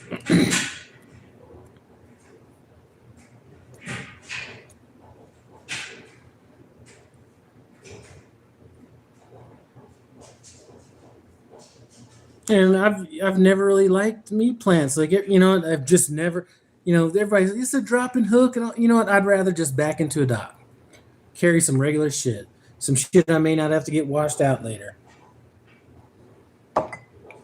I don't have to wait around. Here, see, this is some stuff they pull in the trucking industry. They'll say, get to this place, here's your load, and it could pick up between this time and this time. And then if it doesn't pick up at that time, now all of a sudden the load's ready to get picked up and your sleep schedule's all off. I don't do this shit, but I know it gets done. People are like, I can't fucking run. For whatever reason. They're like, well, you've been in the sleeper for this amount of time. Like, your clock actually has to do with what you actually were doing. Like, that's the main reason why I think that fleet manager, I would be more than happy to bring my fleet manager or any fleet manager out here on this damn truck for at least a good 2 weeks and really see what this shit's like, because it's not like, all they see is a clock. They don't see that you got here at such and such time and you're waiting on the load. You don't know if it's going to be ready in 20 minutes or 20 hours. So you're really not able to go to sleep. And then they give you the load. And then now they expect you to run, now before you had, like, let's say 15 extra hours on the load. Now you got to run that shit straight through or whatever the situation might be. And they don't understand that you could be tired based on, especially them people that are, you don't call them because this and that.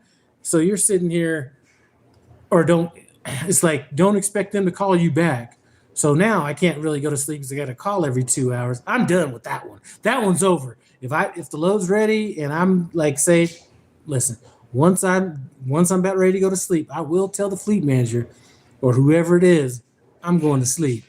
I don't plan on getting up until such and such time. If that load is ready beforehand and you need it, then whatever. But I'm done like with this whole I'm checking in every two. Like once this past drop dead time, now we're on my time.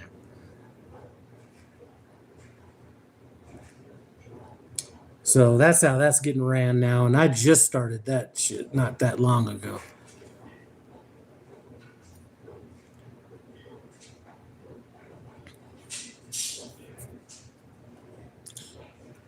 You have to be hardcore. Elaborate on that, Mr.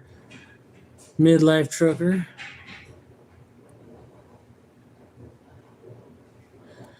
Slime Pack is saying Tar Heel's the best. I don't know if you're joking around about that or not, Slime Pack. It's not the worst. I almost missed that entrance again. That is one place where I will miss an entrance there. I have it in my GPS, all this stuff, and I know I'm like, okay, I got to be hyper vigilant when I'm coming in from like whatever highway I'm coming in from, because it's going to kind of sneak up on me. But I'm not thinking that when my GPS says you'll be there in 1 mile, I'm thinking I need to start paying attention once we get down to 3/4 of a mile, half a mile. Man, I don't know what told me to just start going super slow. And before I really even knew there was a turn coming up, I was like, okay, there's that turn. I had to hurry up and make that turn.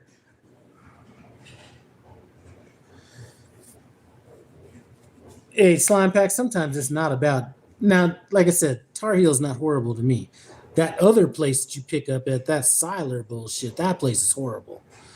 But Denver, think about this. I don't care how close Greeley is to me. That place is a shithole to pick up from. And I don't like going there just because it's close to my house.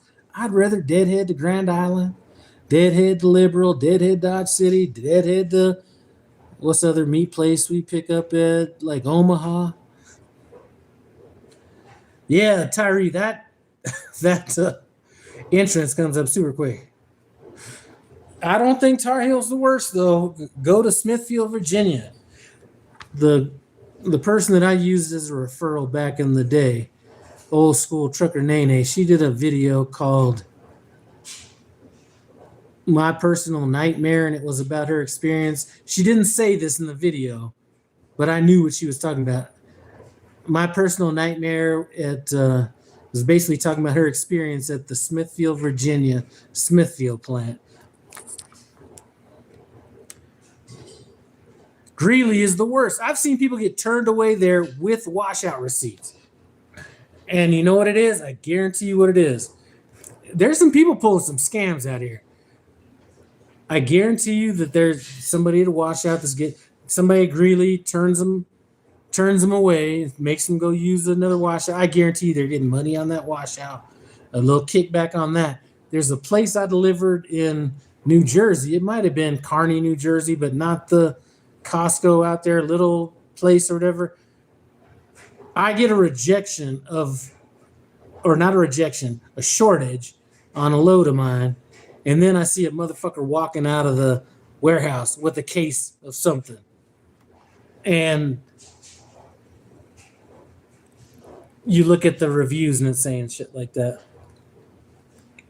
So anyway, two don't have anything to do with each other, them being scams, but I think that Greeley place is a scam. Turning people away for that. And it's just like mud. There's nothing good about that place. It's muddy.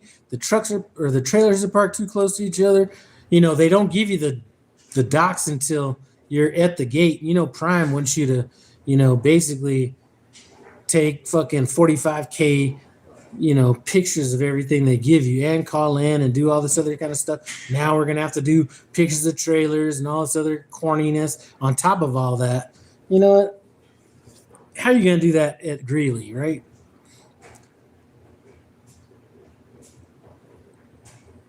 Grayson, Kentucky is bad too. It's so tight up there.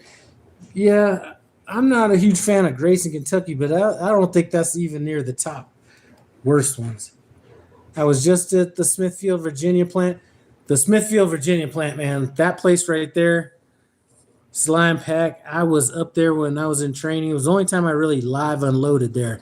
So when you live unload, you sit and you face the employee parking lot. And it looked like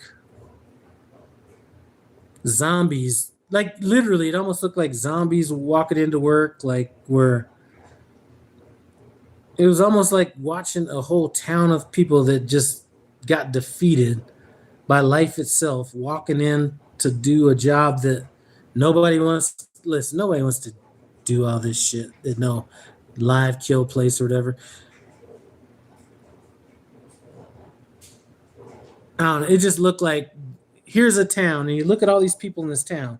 And I say this a lot. It could be West Virginia. It could be, you know, Fort Smith, Arkansas, or it could be a bunch of different places. But you see all these people that are trapped into like their circumstances by where they grew up and all that kind of stuff. And that's kind of what I felt when I looked at those people at that plant in Smithfield, Virginia.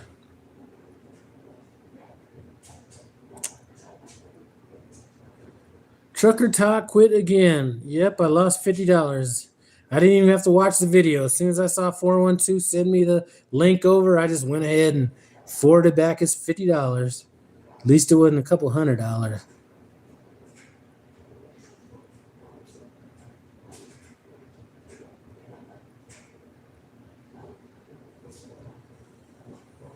But listen, this is the best place to be. I guess we'll know. In 6 months, we will know. It's bad because of winter, the whole parking lot gets iced over and you're just spinning frozen chicken guts. The worst place as far as that goes, Protein Solutions in Joplin, Missouri. I picked up there one time in the summertime. They're like, oh yeah, just go ahead and drop your trailer here. So they had all these drop trailers that were, if you know Protein Solutions, you have the driveway you pull in, you could drive past that, then they got the little dirt place where you could park stuff or whatever. But before that, they had us dropping these trailers. Well, they had all these drop trailers that were there, and to turn around and get an empty trailer, you had to drive over all this chicken juice and all this stuff that was on the ground, basically chicken fat and everything. Man, I hooked up to my empty trailer, and for about the first 20 miles, it felt like I was driving in minus 30-degree icy fucking roads. It was that slick. And some of you people have picked up out there and had a fucking trailer full of like maggots in there too. Todd's title says it was his fault, but the whole video he blamed everyone but him. If you've been in 45 places in the last 35 years, chances are it doesn't matter who you say's fault it is. You set the precedent. And it could be half of the number. So it's not like, you know what, I haven't been at this many places. Cut it in half. And still it's the same thing.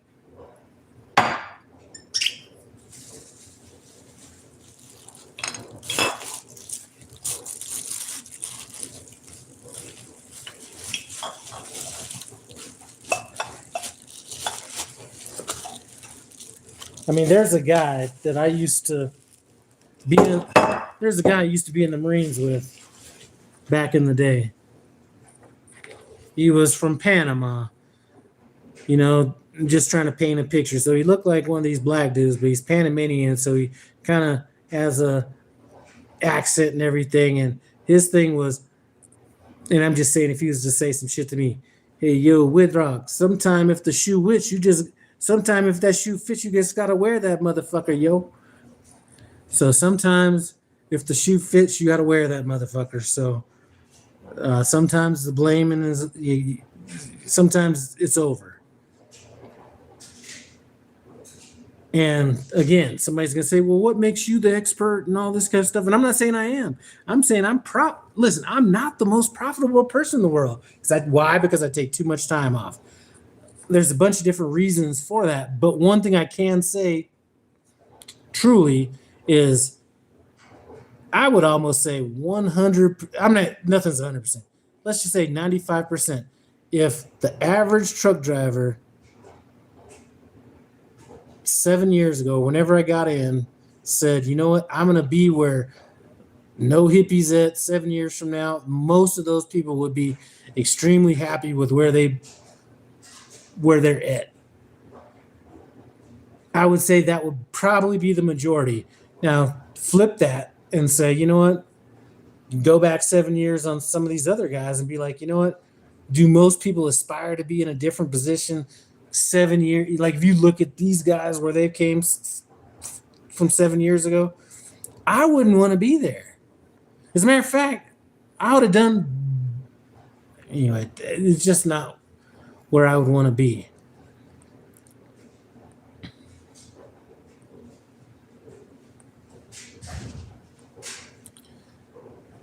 And there's nothing wrong with getting referrals and stuff like that. As a matter of fact, I might start trying to push our referrals a little bit more. You know what I mean? Ain't nothing wrong with that. But when you're out here, like at least the worst thing somebody could say is, you know what?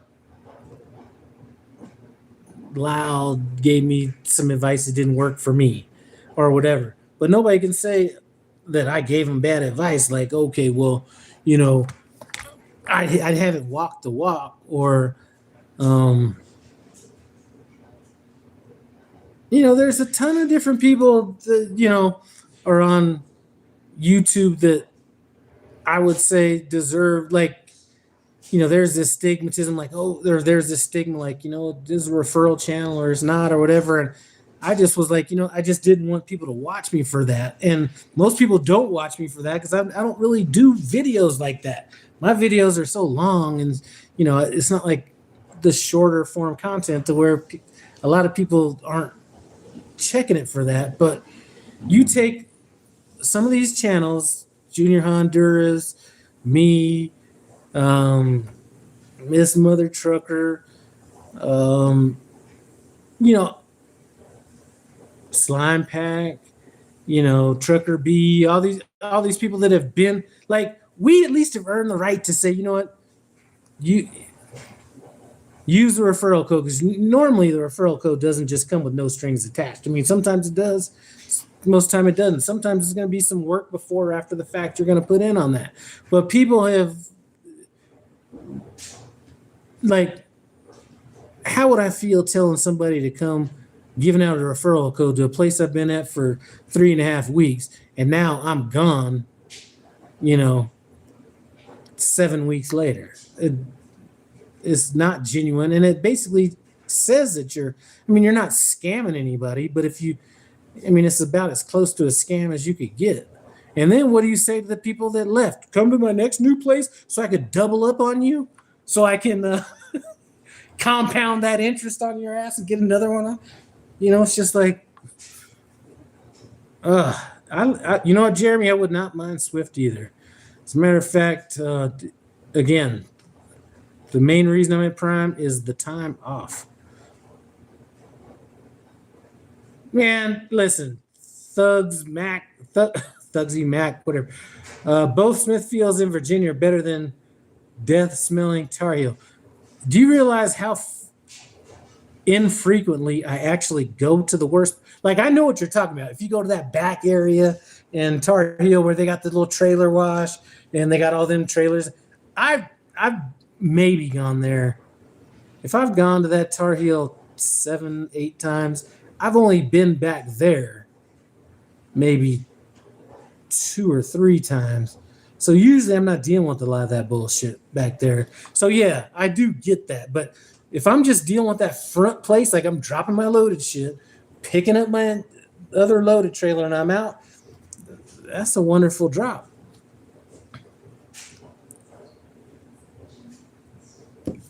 Tom Bell said, someone says I only pay or show the big pay statements. I can't help it. I haven't had low ones this year. People are, you know, haters going to hate. And that's why I've really kind of stopped. It's why I stopped showing the statements. I only did it for like a here and there if I was really trying to show people something. But usually for me, there's no reason in showing anything specifically because I can show those, 25, even with the, like, if I look back, hold on a second. If I look back at, this is going to take a little while.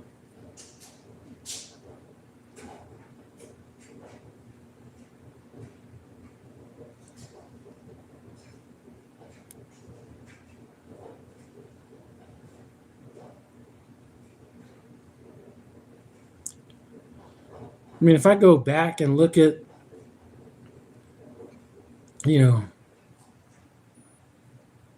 if I look at like settlements, I could be telling everybody, this was 23, so 23 plus about 4, so 23 to 4 to 5, 6, 7, 27, 5 on that one. This is going to take too long to do, but I could be showing people 35s, 25s, 22s, whatever it is. But then if somebody's going to look at what I'm doing, they're, if they really want to do it, they're going to have to factor in those 3 weeks off or 2 weeks off or whatever that time period is. So all I tell people is this is how much I make when I'm out. This is about it. And I don't even do that anymore because nothing comes from it. Either I'm not making enough money or I'm making, I'm lying or whatever the situation is.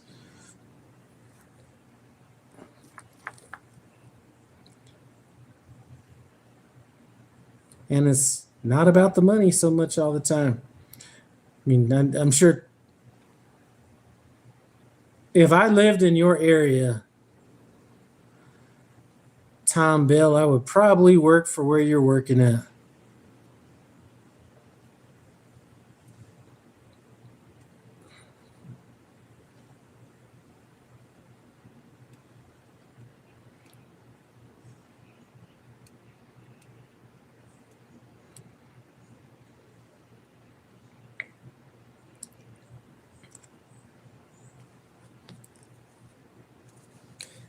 And one of the times I went to Tar Heel, listen, and this is just from being too fucking new. You got to draw the line somewhere. I've done 2 things that I probably would not ever do again. One of them was I was able to, now maybe if it's not my truck, I don't give a fuck as much. But backing into a dock, I was able to open up my doors all the way back into the dock, and then I'm sitting in water that's about covering up half my fucking wheel. I probably wouldn't do that, and that was my truck. I probably wouldn't do that again. So now with somebody else's truck, maybe I do that. But that's one. That Tar Heel was, that Tar Heel North Carolina place was another one where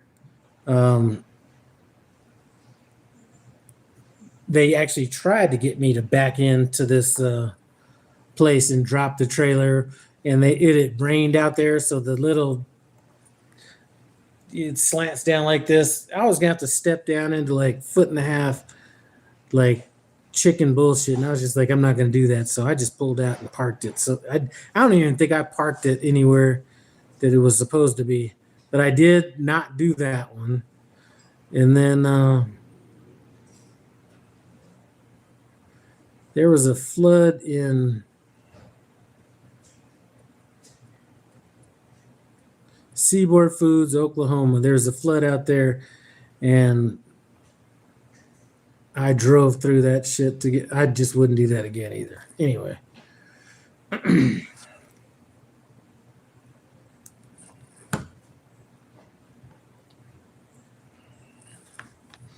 Actually, that wasn't even the big idea, or that wasn't even the big deal.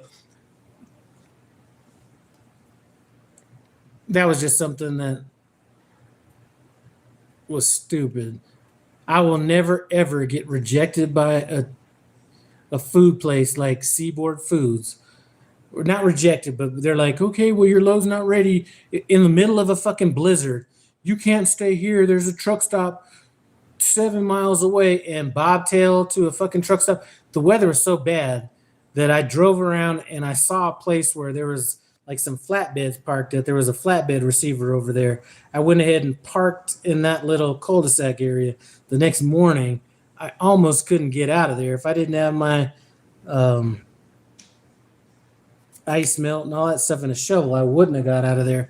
I am never, ever going to let somebody turn me away and keep my fucking trailer like that again. So anyway, that not in a blizzard. In a regular situation, yeah, but I'm not driving bobtailing around in a blizzard.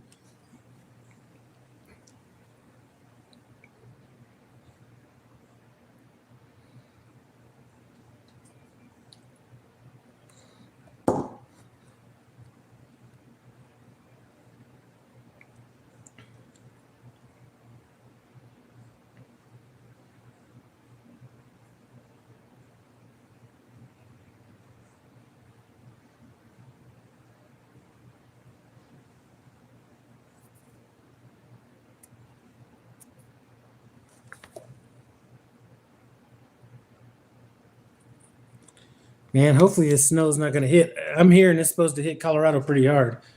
That's the last thing I need is, well, I guess if I'm off for most of the winter, we'll see. I had somebody talk me into buying some shit. I got half of it today, half of it's supposed to come, or yesterday, half of it's supposed to come today. I've had this before when I was in the Marines. I don't remember being totally horrified by it, but they're like, man, you need to keep some of these on your truck. And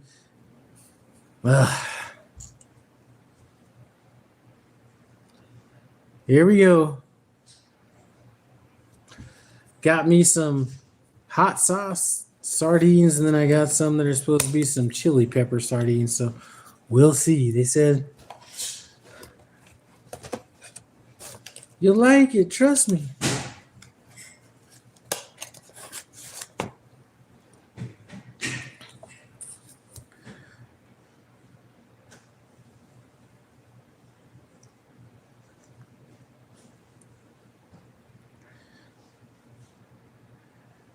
Tyree, winters got worse and worse and worse since I've got into trucking. I remember actually the second, was it the second, or I think it was the second year. I don't remember. One of the years got really fucking bad. And I was like thinking it couldn't get worse. And every single winter since then has got worse. And I just think we're in one of those cycles. Because if you talk to people that live in Denver, we might just be in one of those like 10-year runs. Because everybody I know when I grew up in Denver, whenever we talk about snow, it's like they're always talking about how that snow used to be worse in the 80s. And I was thinking it was just like some wives' tales or just some shit that people thought of. It was really worse in the 80s, though. We got, all right. Went to Blue Beacon after loading. Tank in Southwest City, Missouri smells so bad. Blue Beacon, they said they were going to have to close their bay and wash the bay after I leave. Said it was the worst smell ever. The day that I had those maggots in my trailer, I forgot how much they charged, but they charged a ton of money on that one. And I couldn't even see the maggots in there. You know what I mean? Like you had to really get in there to see them.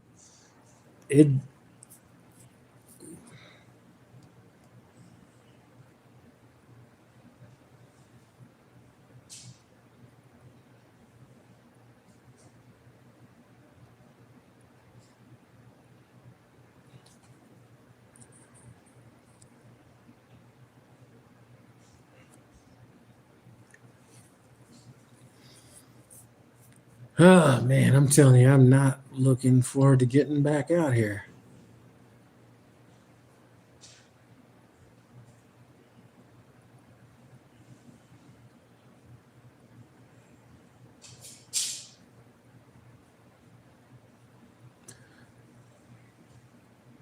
But if I could leave at 2 o'clock in the morning on Friday, let's even say 4 o'clock in the morning on Friday, I'll get out there at about 3 o'clock p.m. That gives me a chance to at least start organizing some stuff in my truck.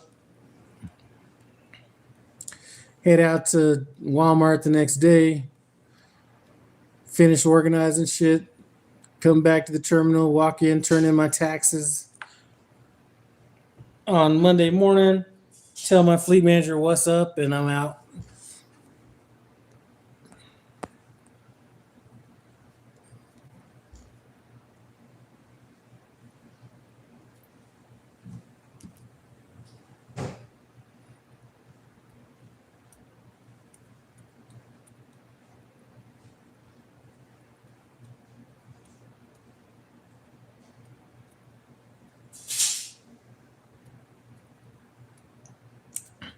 All right, Gene. Gene's problem is I love to drive. Boy, I wish I had that one. And hate when it comes to change jobs. How do people job hop? I don't know. That's a lot of stress, man. Just a job hop is just stressful in itself. Even if it's a positive move, it's still stressful. So I couldn't live like that. I couldn't just be like, okay, it's time for me to start somewhere else. Like, even from a tax perspective, think about that. Just fucking with your taxes is a pain in the ass.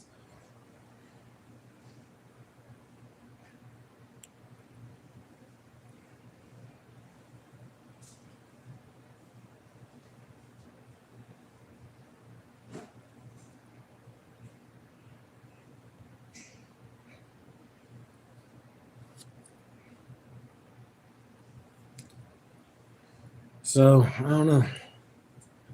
I don't know how people do it.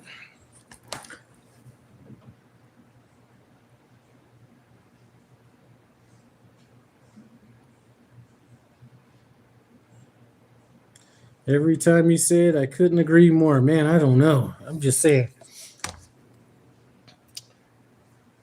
Now, I think if I really lock in, because I've had a chance to kind of, like the last time I was home for like over a month, or right at a month. When the truck burned down, but I was still kind of stressed out a little bit. Like, what's the insurance company going to give me? You know, how's this going to play out? So I really never cleared my mind. Right now, I've honestly cleared my mind. So when I go up here, if I say I'm going to put in, it's going to be 5 weeks minimum, but I could stretch it out to 7. You know, the longer the better. If I can get to that point, then that's a good deal. But I just feel like some of the programs that they're putting in place at Prime are gonna make it harder and harder to stay motivated out here longer and longer. So, but I'm ready for it.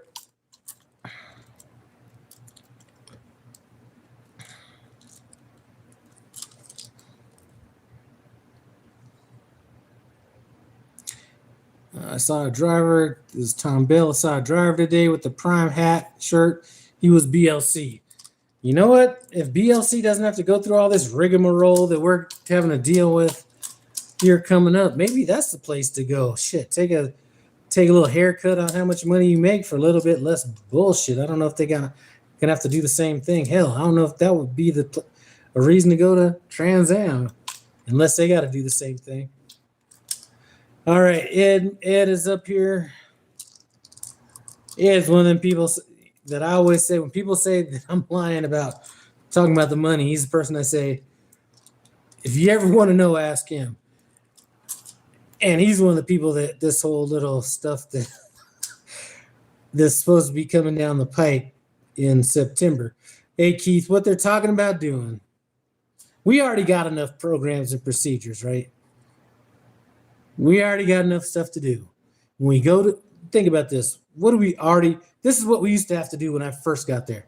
Go up to a place that you're going to pick up from. You go ahead and you fill out this little thing. Okay, I arrived at the shipper and this is, you know, what the temperature is and, you know, whatever. You send that in. Then when you get loaded or, you know, whatever, depending on if it's dropping up and you do this, you might have to do a drop trailer, pickup trailer, whatever. But let's say forget it. Let's say it's vanilla. You're using the same trailer. then you get loaded, and then you got to do like your depart thing, and you got to say, okay, I'm leaving this place. Here's how many pallets it is. Shit, that doesn't fucking matter, to be honest with you. Here's how much it weighs. That might matter a little bit. And, so on and so forth. Then you send that, and then before you used to just have to call, which is another layer of shit that really was unnecessary. Then you got to wait around for all these people to answer the phone, which I don't do anymore. I just do it on the road. And if they ask, am I driving, or if they ask me a question I don't know, I say, listen, I'm driving. But the way you're supposed to do it, wait around, call in, have people ask you all these questions. Now, before they were asking you what the weights were on your scales and all this kind of stuff, I just faked that if they asked or whatever, but whatever. But now they're asking you, you're getting your bills. There's 6 trucks behind you at a meat plant. Now you gotta not only do your little depart thing and all that. Now you gotta scan in all this paperwork and everything. Then you gotta call somebody to go over the same shit that you just scanned the stuff in for. And now they're talking about taking pictures of every trailer and all this kind of, like, come on. And pretty soon it's going to be, okay, on a pre-trip, now you're going to have to take a picture of the engine and of the wheels and of this and that. Like, at some point, a photography degree is going to be better than a CDL. Like, it's going to be like, what are your qualifications for this job? Did you see how crisp and clean this angle was over here? Notice how I was able to get, like, the truck number and the damage in on this one thing here? Like, that's going to be where we're getting to. All right, Elton's Barbecue Pit, man, what's going on? Always good to see somebody barbecuing shit up from way across the other side of the world. Gene Pool, 64 years. I'm 64. Woo, boy. Days are numbered. Always a workaholic. Florist for 28 years before trucking. Man, I'm telling you. I keep trying to think about how long I can survive in this. And every time I think I can't do it, I tell my wife, hey, can you just move another $400 into the Merrill account, another $1,000, another whatever, because it's like I am like I am desperately trying to save money at this point, and it could be enough right now. You just never know. So I figure better safe than sorry, but that is my main focus, is to try to get things handled now, because I am not trying to do this shit much longer. I can't, not that I don't want to do it. I'm not sure I can do it. Like, I'm not sure that somebody doesn't say some really dumb shit and me really say what is really on my mind. And that could be at a shipper receiver. It could be wherever. More than likely a shipper receiver, because I'm usually a little docile, and then I'm mad at myself after the fact. Like when somebody says some stupid shit and I let it kind of slide, I'm like, man, I should have checked his ass right there. I'm still mad about that shit from 3 years ago. Somebody said some stupid shit and I didn't check his ass. And I'm like, man, I wish I'd have checked. Like, I'd go looking for this guy at this point.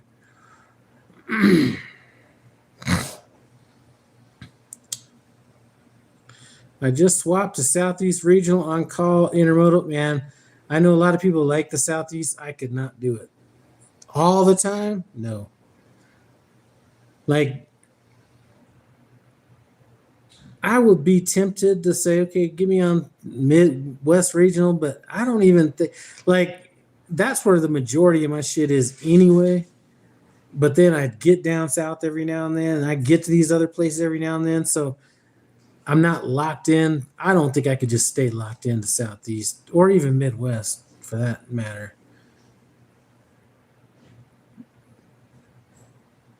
Slime Pack is in here, Rasta. She just said, yeah, Slime Pack is in here. I don't know if she's still in here now. But yeah, she said she was up there at Springfield. I was thinking about coming out yesterday, but I wanted to hang out here and deal with something today. So at this point, if I'm not going to be there till Saturday, I might as well wait till Monday. So. All right, hell, I was just in Chobani in New York. You got to do pictures of the trailer, fuel, chute, temperature, etc. on their new electronic check-in. Well, okay, that's their check-in. That's their procedure. That's different. But when we're out here making that shit harder on ourselves, like, I'm not saying is not the. Listen, I'm not saying it's a good idea, bad idea, whatever. I'm just saying, if we're gonna brag about this shit from a driver advisory standpoint, then what I'm gonna say is, at some point, you got to come up with some shit that relieves us of some duties or makes our life a little bit easier. Because I don't think back to 5 years from now. Has anything been done that's made our life easier? They're gonna say, well, now we can like leave a review. That review don't mean shit if it's not getting posted nowhere. What, Prime's gonna see it and be like, oh shit, we're not doing any more business with Tyson because they made our driver use a porta potty. That shit ain't you know what that shit's for? That shit for the where you could leave a review on a company for, that's just so you can vent and make it seem like it fucking matters. There ain't nothing changing on that shit. Really, let's keep it 100% real.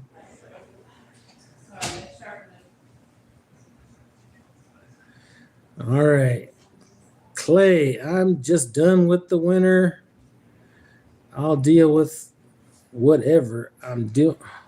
I ain't doing out west no more. Yeah, winter, I just got completely conservative with that shit now.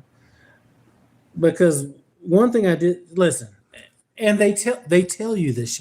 See, here's the thing: if you listen close enough, they tell you, but they tell you they tell you, but then they kind of, how can I explain it? Don't drive, call your fleet manager, this, that, but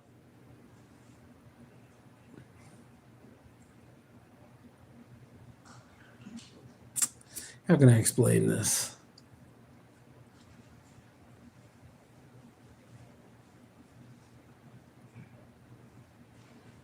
I can't explain it the way I want to explain it, so I'm just not going to even mention it. But I'm just not going to be dealing with the winter this year or any year anymore. It's just bread and circus for the people. Make you think that your meanings matter, but it doesn't. Exactly. So here's what I'm saying. So it would make sense.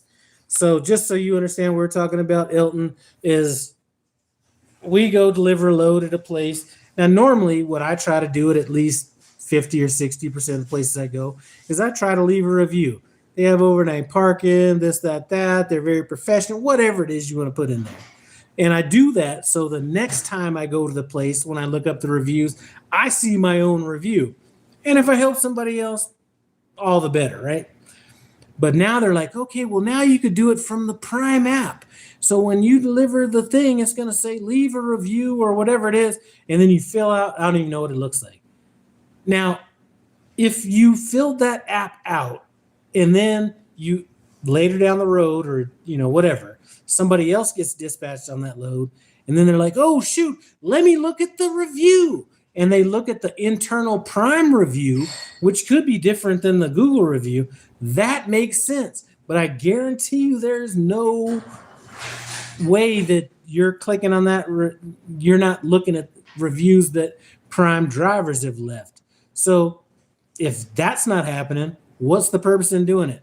Prime is not turning no deals away from nobody because they don't have restrooms or they don't have this and that. And I'm saying they ain't turning no business away if it's like a 1 or 2 month or 1 or 2 week shipping business. They ain't doing it. So really, it's a way to pacify people. So when it was Prime not having a load board and that stuff was getting brought up, oh, you know what? Prime needs load boards, all this kind of stuff. Then what they do? They came up with this little load board. We're going to test this load board out. Man, there are people whose kids were babies when this came out with that are damn near out of college now, and nothing's changed on it.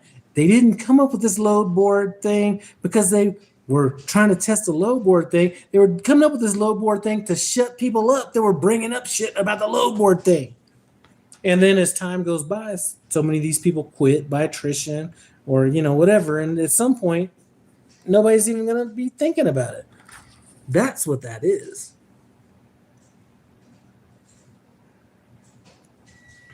And I don't mind getting the okie doke. I don't mind the wool getting pulled over my eyes, anything like that. It just makes me feel a little stupid when people think that I'm falling for it. Like, okay, if I was able to just say, listen, I know what you're doing, sometimes you got to do what you got to do, haha, whatever. But when they actually think I'm dumb enough to believe it is when I got a problem with it. Or drivers in general. Listen, the majority of drivers probably are, which is probably, why someone was saying that's a good idea.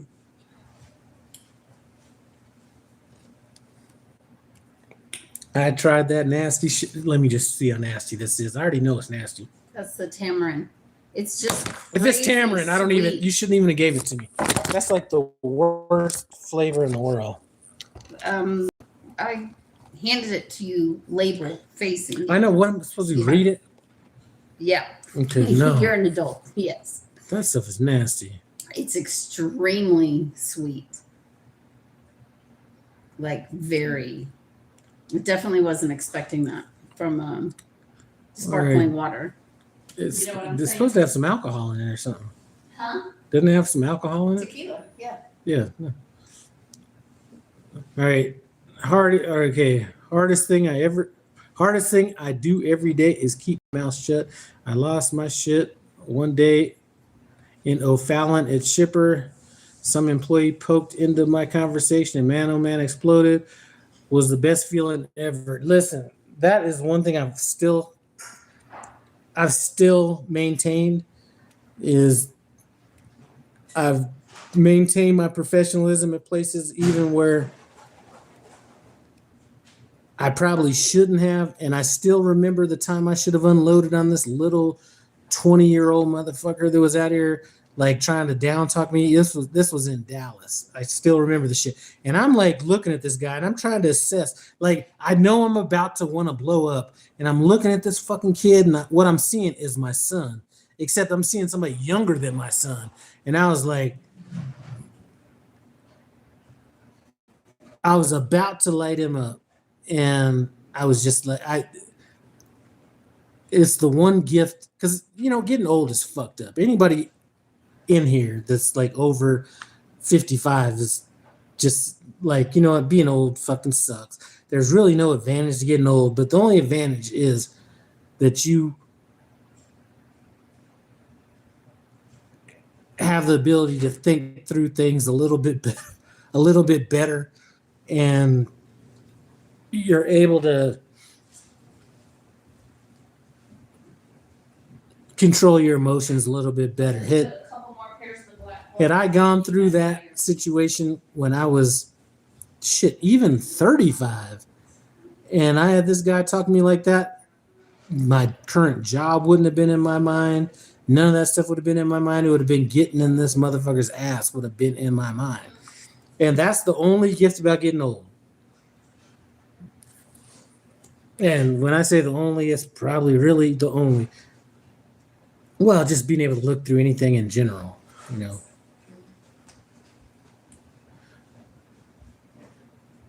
So Gene Pool never fill out the reviews. Exactly. I mean, listen, I do want to fill out Google reviews. And not only for me, but I just know people that I talk to. They'll send me messages. Hey, have you ever been here? You ever been there? Sometimes I'm like, look and see if you see my review. And if I have time, I'll look it up because my review is always going to come to the top. That's why I leave reviews. So that makes sense from my perspective. But leaving an internal review on the Prime website makes no sense. It just doesn't. Like, if it would be beautiful if those things, like we can load, oh shoot, let me go look at this, in the app, and we have 10 reviews from people, and it's like, oh, it says there's, Google says there's overnight parking, but they don't have overnight parking, or it's first come, first serve, or whatever it is. Like, there's a reason for it. But for me to just send in a review about a place that they don't care if they're making money on a shipper that ships them 2 loads a month, and you got to go take a crap between trailers or do whatever it is. I'm not saying they would condone that or whatever, but whatever. Like, They ain't worried about how bad life is for you. They're worried about that next load. That's it. You're telling me that if somebody went to Tyson and or you pick your shipper, receiver, whatever, and they get 10 bad reviews and saying how horrible the place is, that they're going to be like, oh, we need to change this around. And if you know what, if you don't, we're going to stop sending you business. Really? You think that's happening? Ain't happening. It's like giving a baby a pacifier. Here, shut the fuck up for at least a little bit.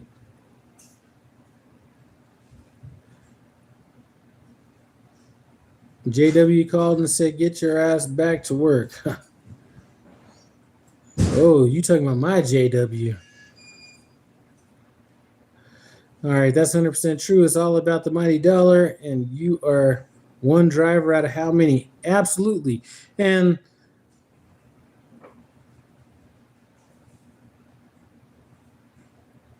the best driver's load for load may not be the best driver for the company overall.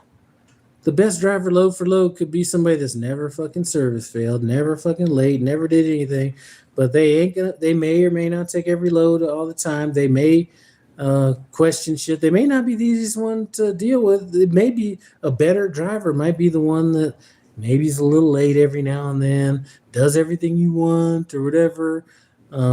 Doesn't have enough money in his emergency fund, takes some real good time off. You know, the best trucker out there is maybe not the best trucker for the company or that fleet manager. So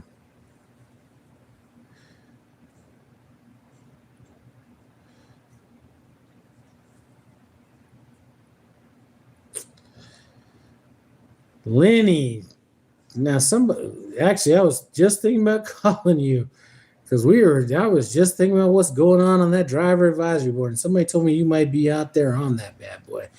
So I'm definitely going to be calling you. I was just chilling when I found that out. I definitely got to see what it's like on the inside right now. All right. Michael Page, I thought you weren't taking weeks off so you could take months off at the end. Man, I ended up staying out because I hadn't planned on staying out 2 months when I came back out. So I was out for 2 months this last run. So still, if you think about it, by the time I leave, it's gonna be, let's say I'm out 3.5 weeks before I get out. I stayed out a good 10 days longer than I was going to. So,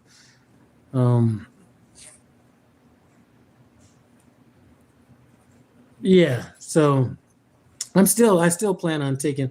Now, I plan on taking off, depending on what's going on with the lease. My lease is up December 18th. I will be back one time in between then, so I'm not exactly sure. Maybe I can extend that lease out a little bit. But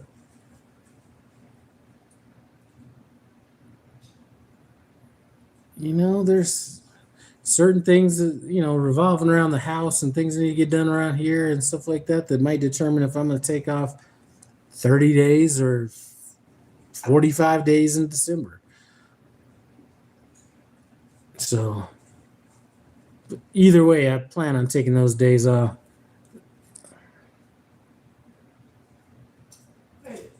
Taking what days off? It depends on how this house is coming along and everything, but December 8th, you know, sometime in December, maybe January, for like 45 days off, somewhere in there. I ain't doing it if I'm gonna deal with a bunch of stuff, though.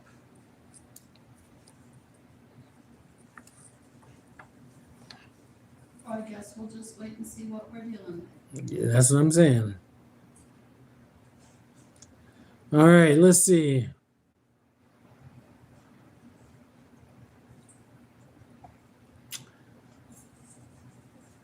I heard this winter is supposed to be bad in certain areas. I can already tell it's probably going to be bad in Colorado just by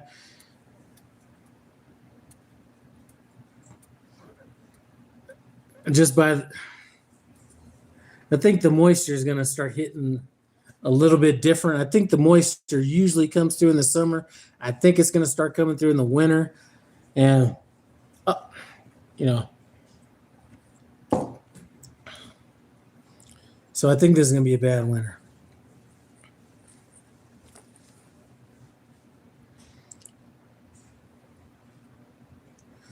Oh, one more thing I wanted to talk about was, listen, I don't even want to have to talk about this shit, but I'm going to talk about it just because so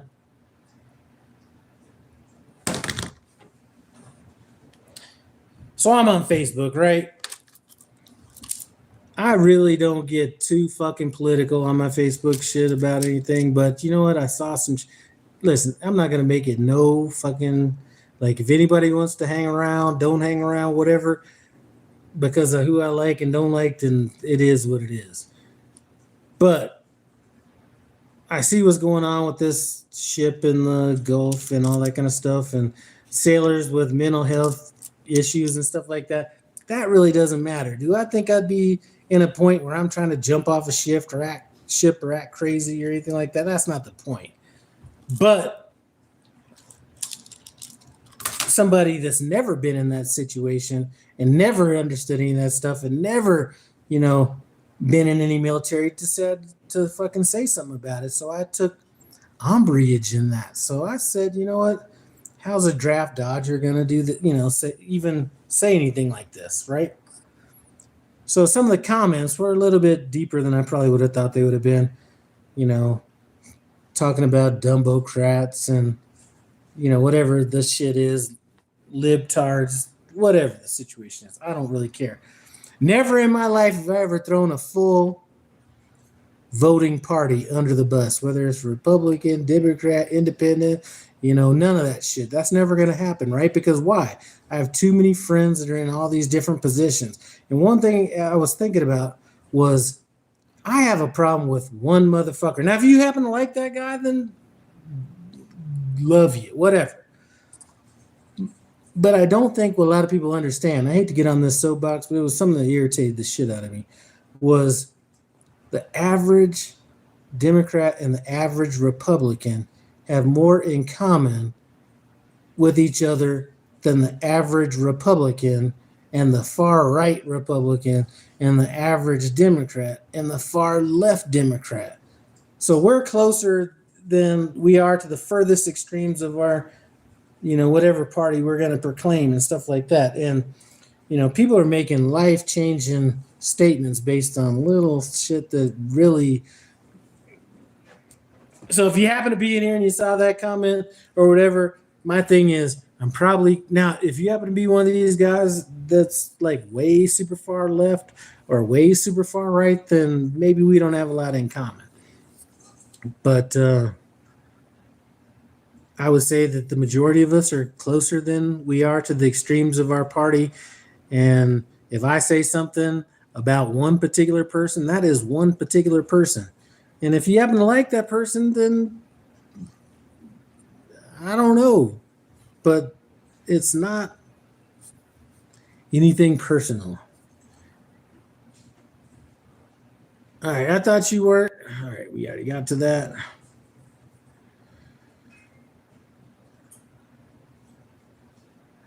Elton,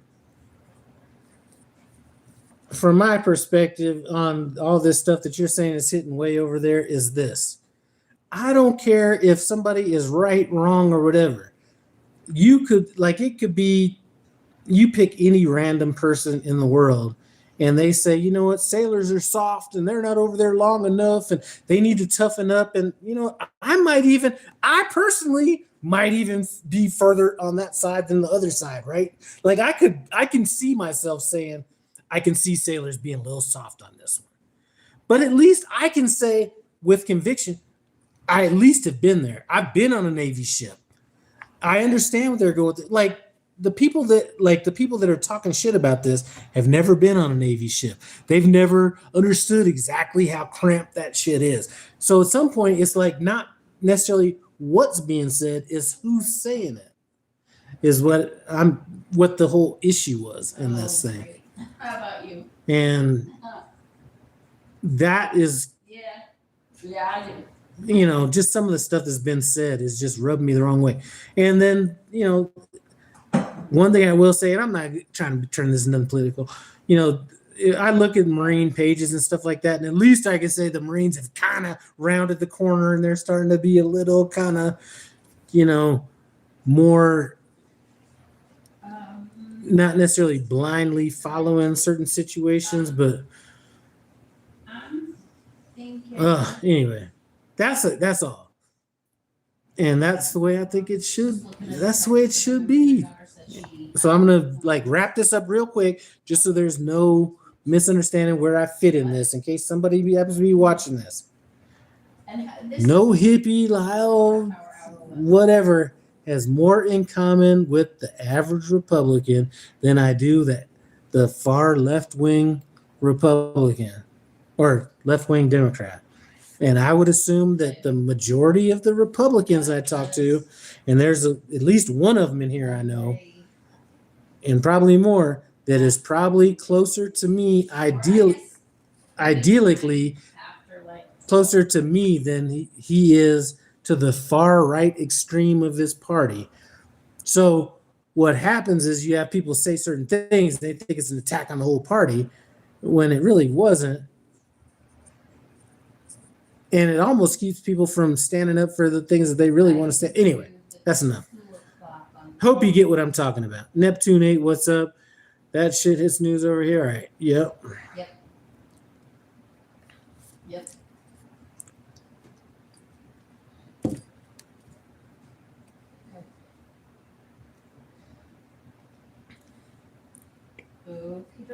And anybody that has a question as to where I stand and all that kind of stuff,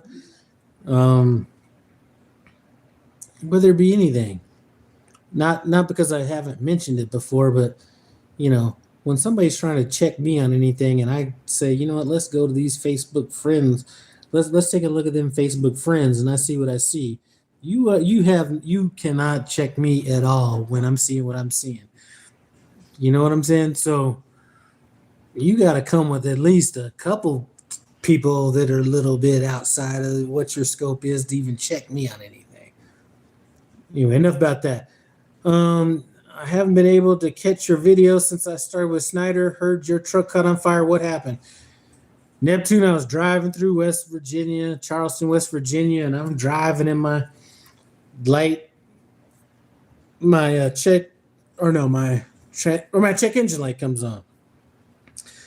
Shit comes on all the time, so I'm not really thinking anything about it. Then I have a transmission fault code. So I'm like, okay, now it's time to really worry about it. So a lot of times, if you had a Peterbilt, where sometimes transmission fault comes on, thing to do is to go into manual mode, shift the gear, it'll kind of straighten itself out. There's a number of different ways to do it. So I do all that. Next thing I know, the whole dashboard lights up. So I pull over to the side of the road, mind you, middle of fucking Charleston, West Virginia, or maybe right to the outskirts of it. Maybe I went through the majority of it. So I pull over, busy. It's like 5 o'clock, Friday night or whatever night it was. And I'm just sitting in the driver's seat and I see this steam coming off of the engine. So I'm thinking, okay, this is probably a radiator, some liquids coming out, hitting the engine, whatever. So I'm like, all right, let me get out and take a look. So I open up the hood, and man, that shit was on fire. So I'm like, fuck. Well, let me go ahead and grab this fire extinguisher, try to put that shit out. Try to put it out, wasn't going out.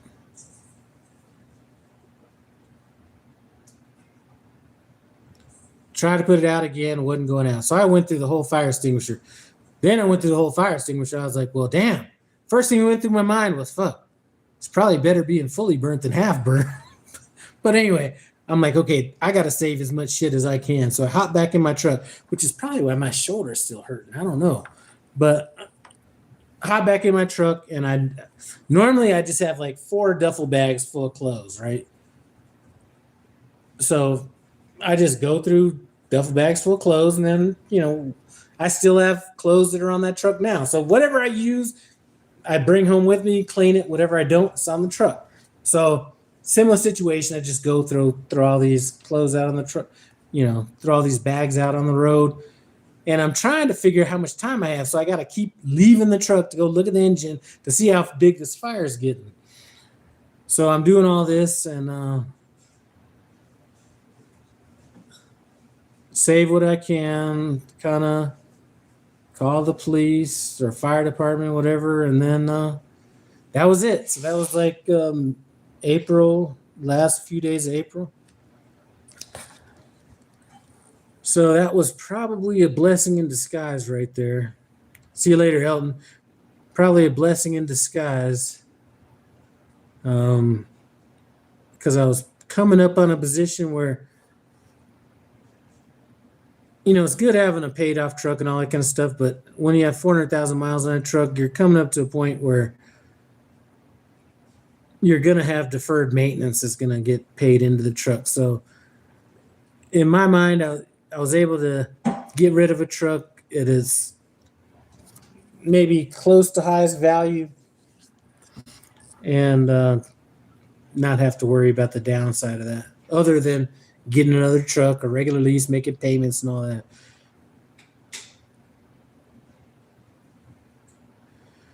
All right, Neptune, better being fully burnt than half burnt, but that was risky hopping back in after it caught fire. One thing I'll tell you is those trucks, they call that shit a firewall for a reason. Like, it really didn't burn past that firewall. So you think about your gas pedals and all that stuff, glove box, it really did not burn past that. It did up of that a little bit because it kind of came in and up, but it really didn't burn like deep into the cab like that. So I would, if it happened again, I would feel a lot more comfortable probably going another 10 minutes on it because it just wasn't getting past that.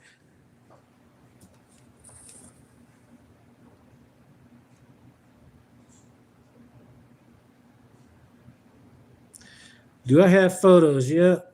Here, let me see if I can pull up these photos real quick.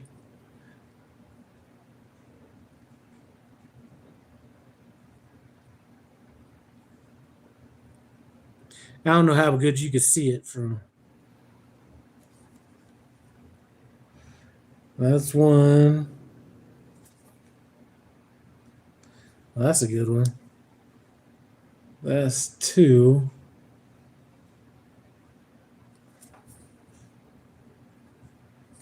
Same thing. Everything in there is charcoal up to like the, think of the cup holder and maybe the top of the back or the back of the top overhead cabinets or whatever.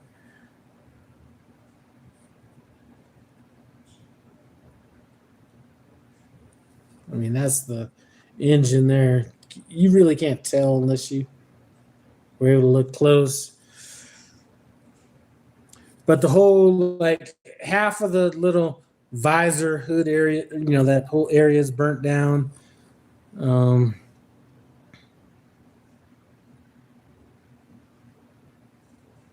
The entire inside to the top, to the, I guess, the back of the front seat would be burnt.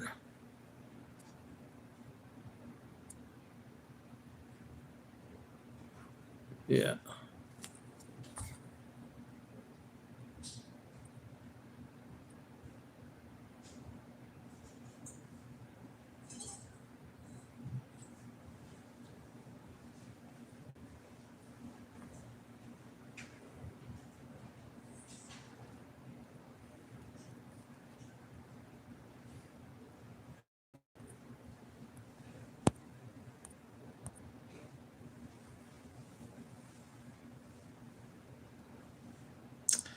All right, let's see.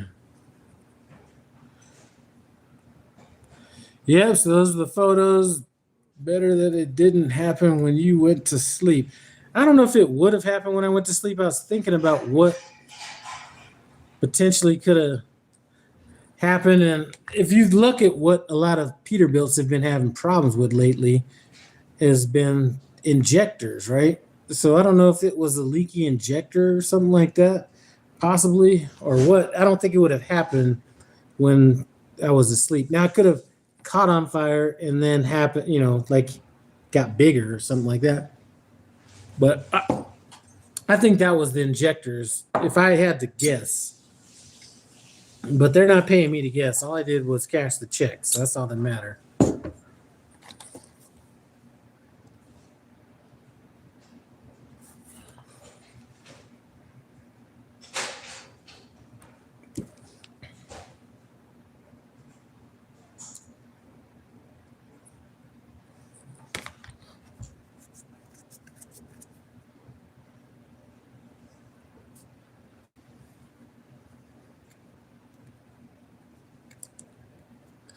All right, well, it looks like I'm about to get up off of here.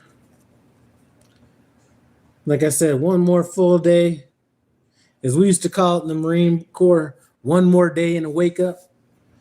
And I'll be headed out to Springfield, do a little bit of shopping, get ready to hit the road, and we'll see what happens with this whole situation that they plan on changing and putting more of a burden on us. I'm just saying, I just can't see me.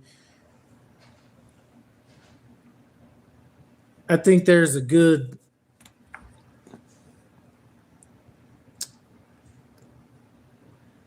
15% of loads that I take that I really don't want to take, that I just don't think I'll do those anymore. Just out of principle, if it comes up to where we're having to play this little babysitting stuff, and so we'll see. I will speak on that when it comes to that point. So anyway, well, let's see.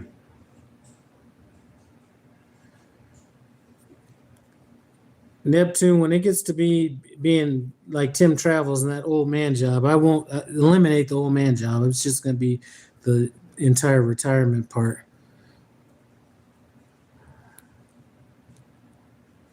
But yeah, Terry was talking about coming out here and stuff like that. I just need to. Yeah, he's really retired.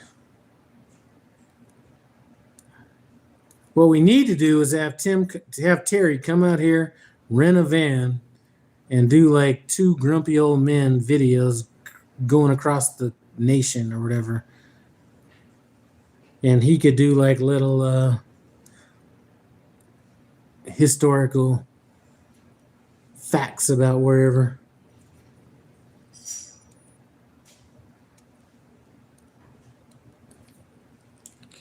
Yep. All right. Well, I appreciate you guys stopping by. I'm about to get off here and absorb these last few minutes that I can.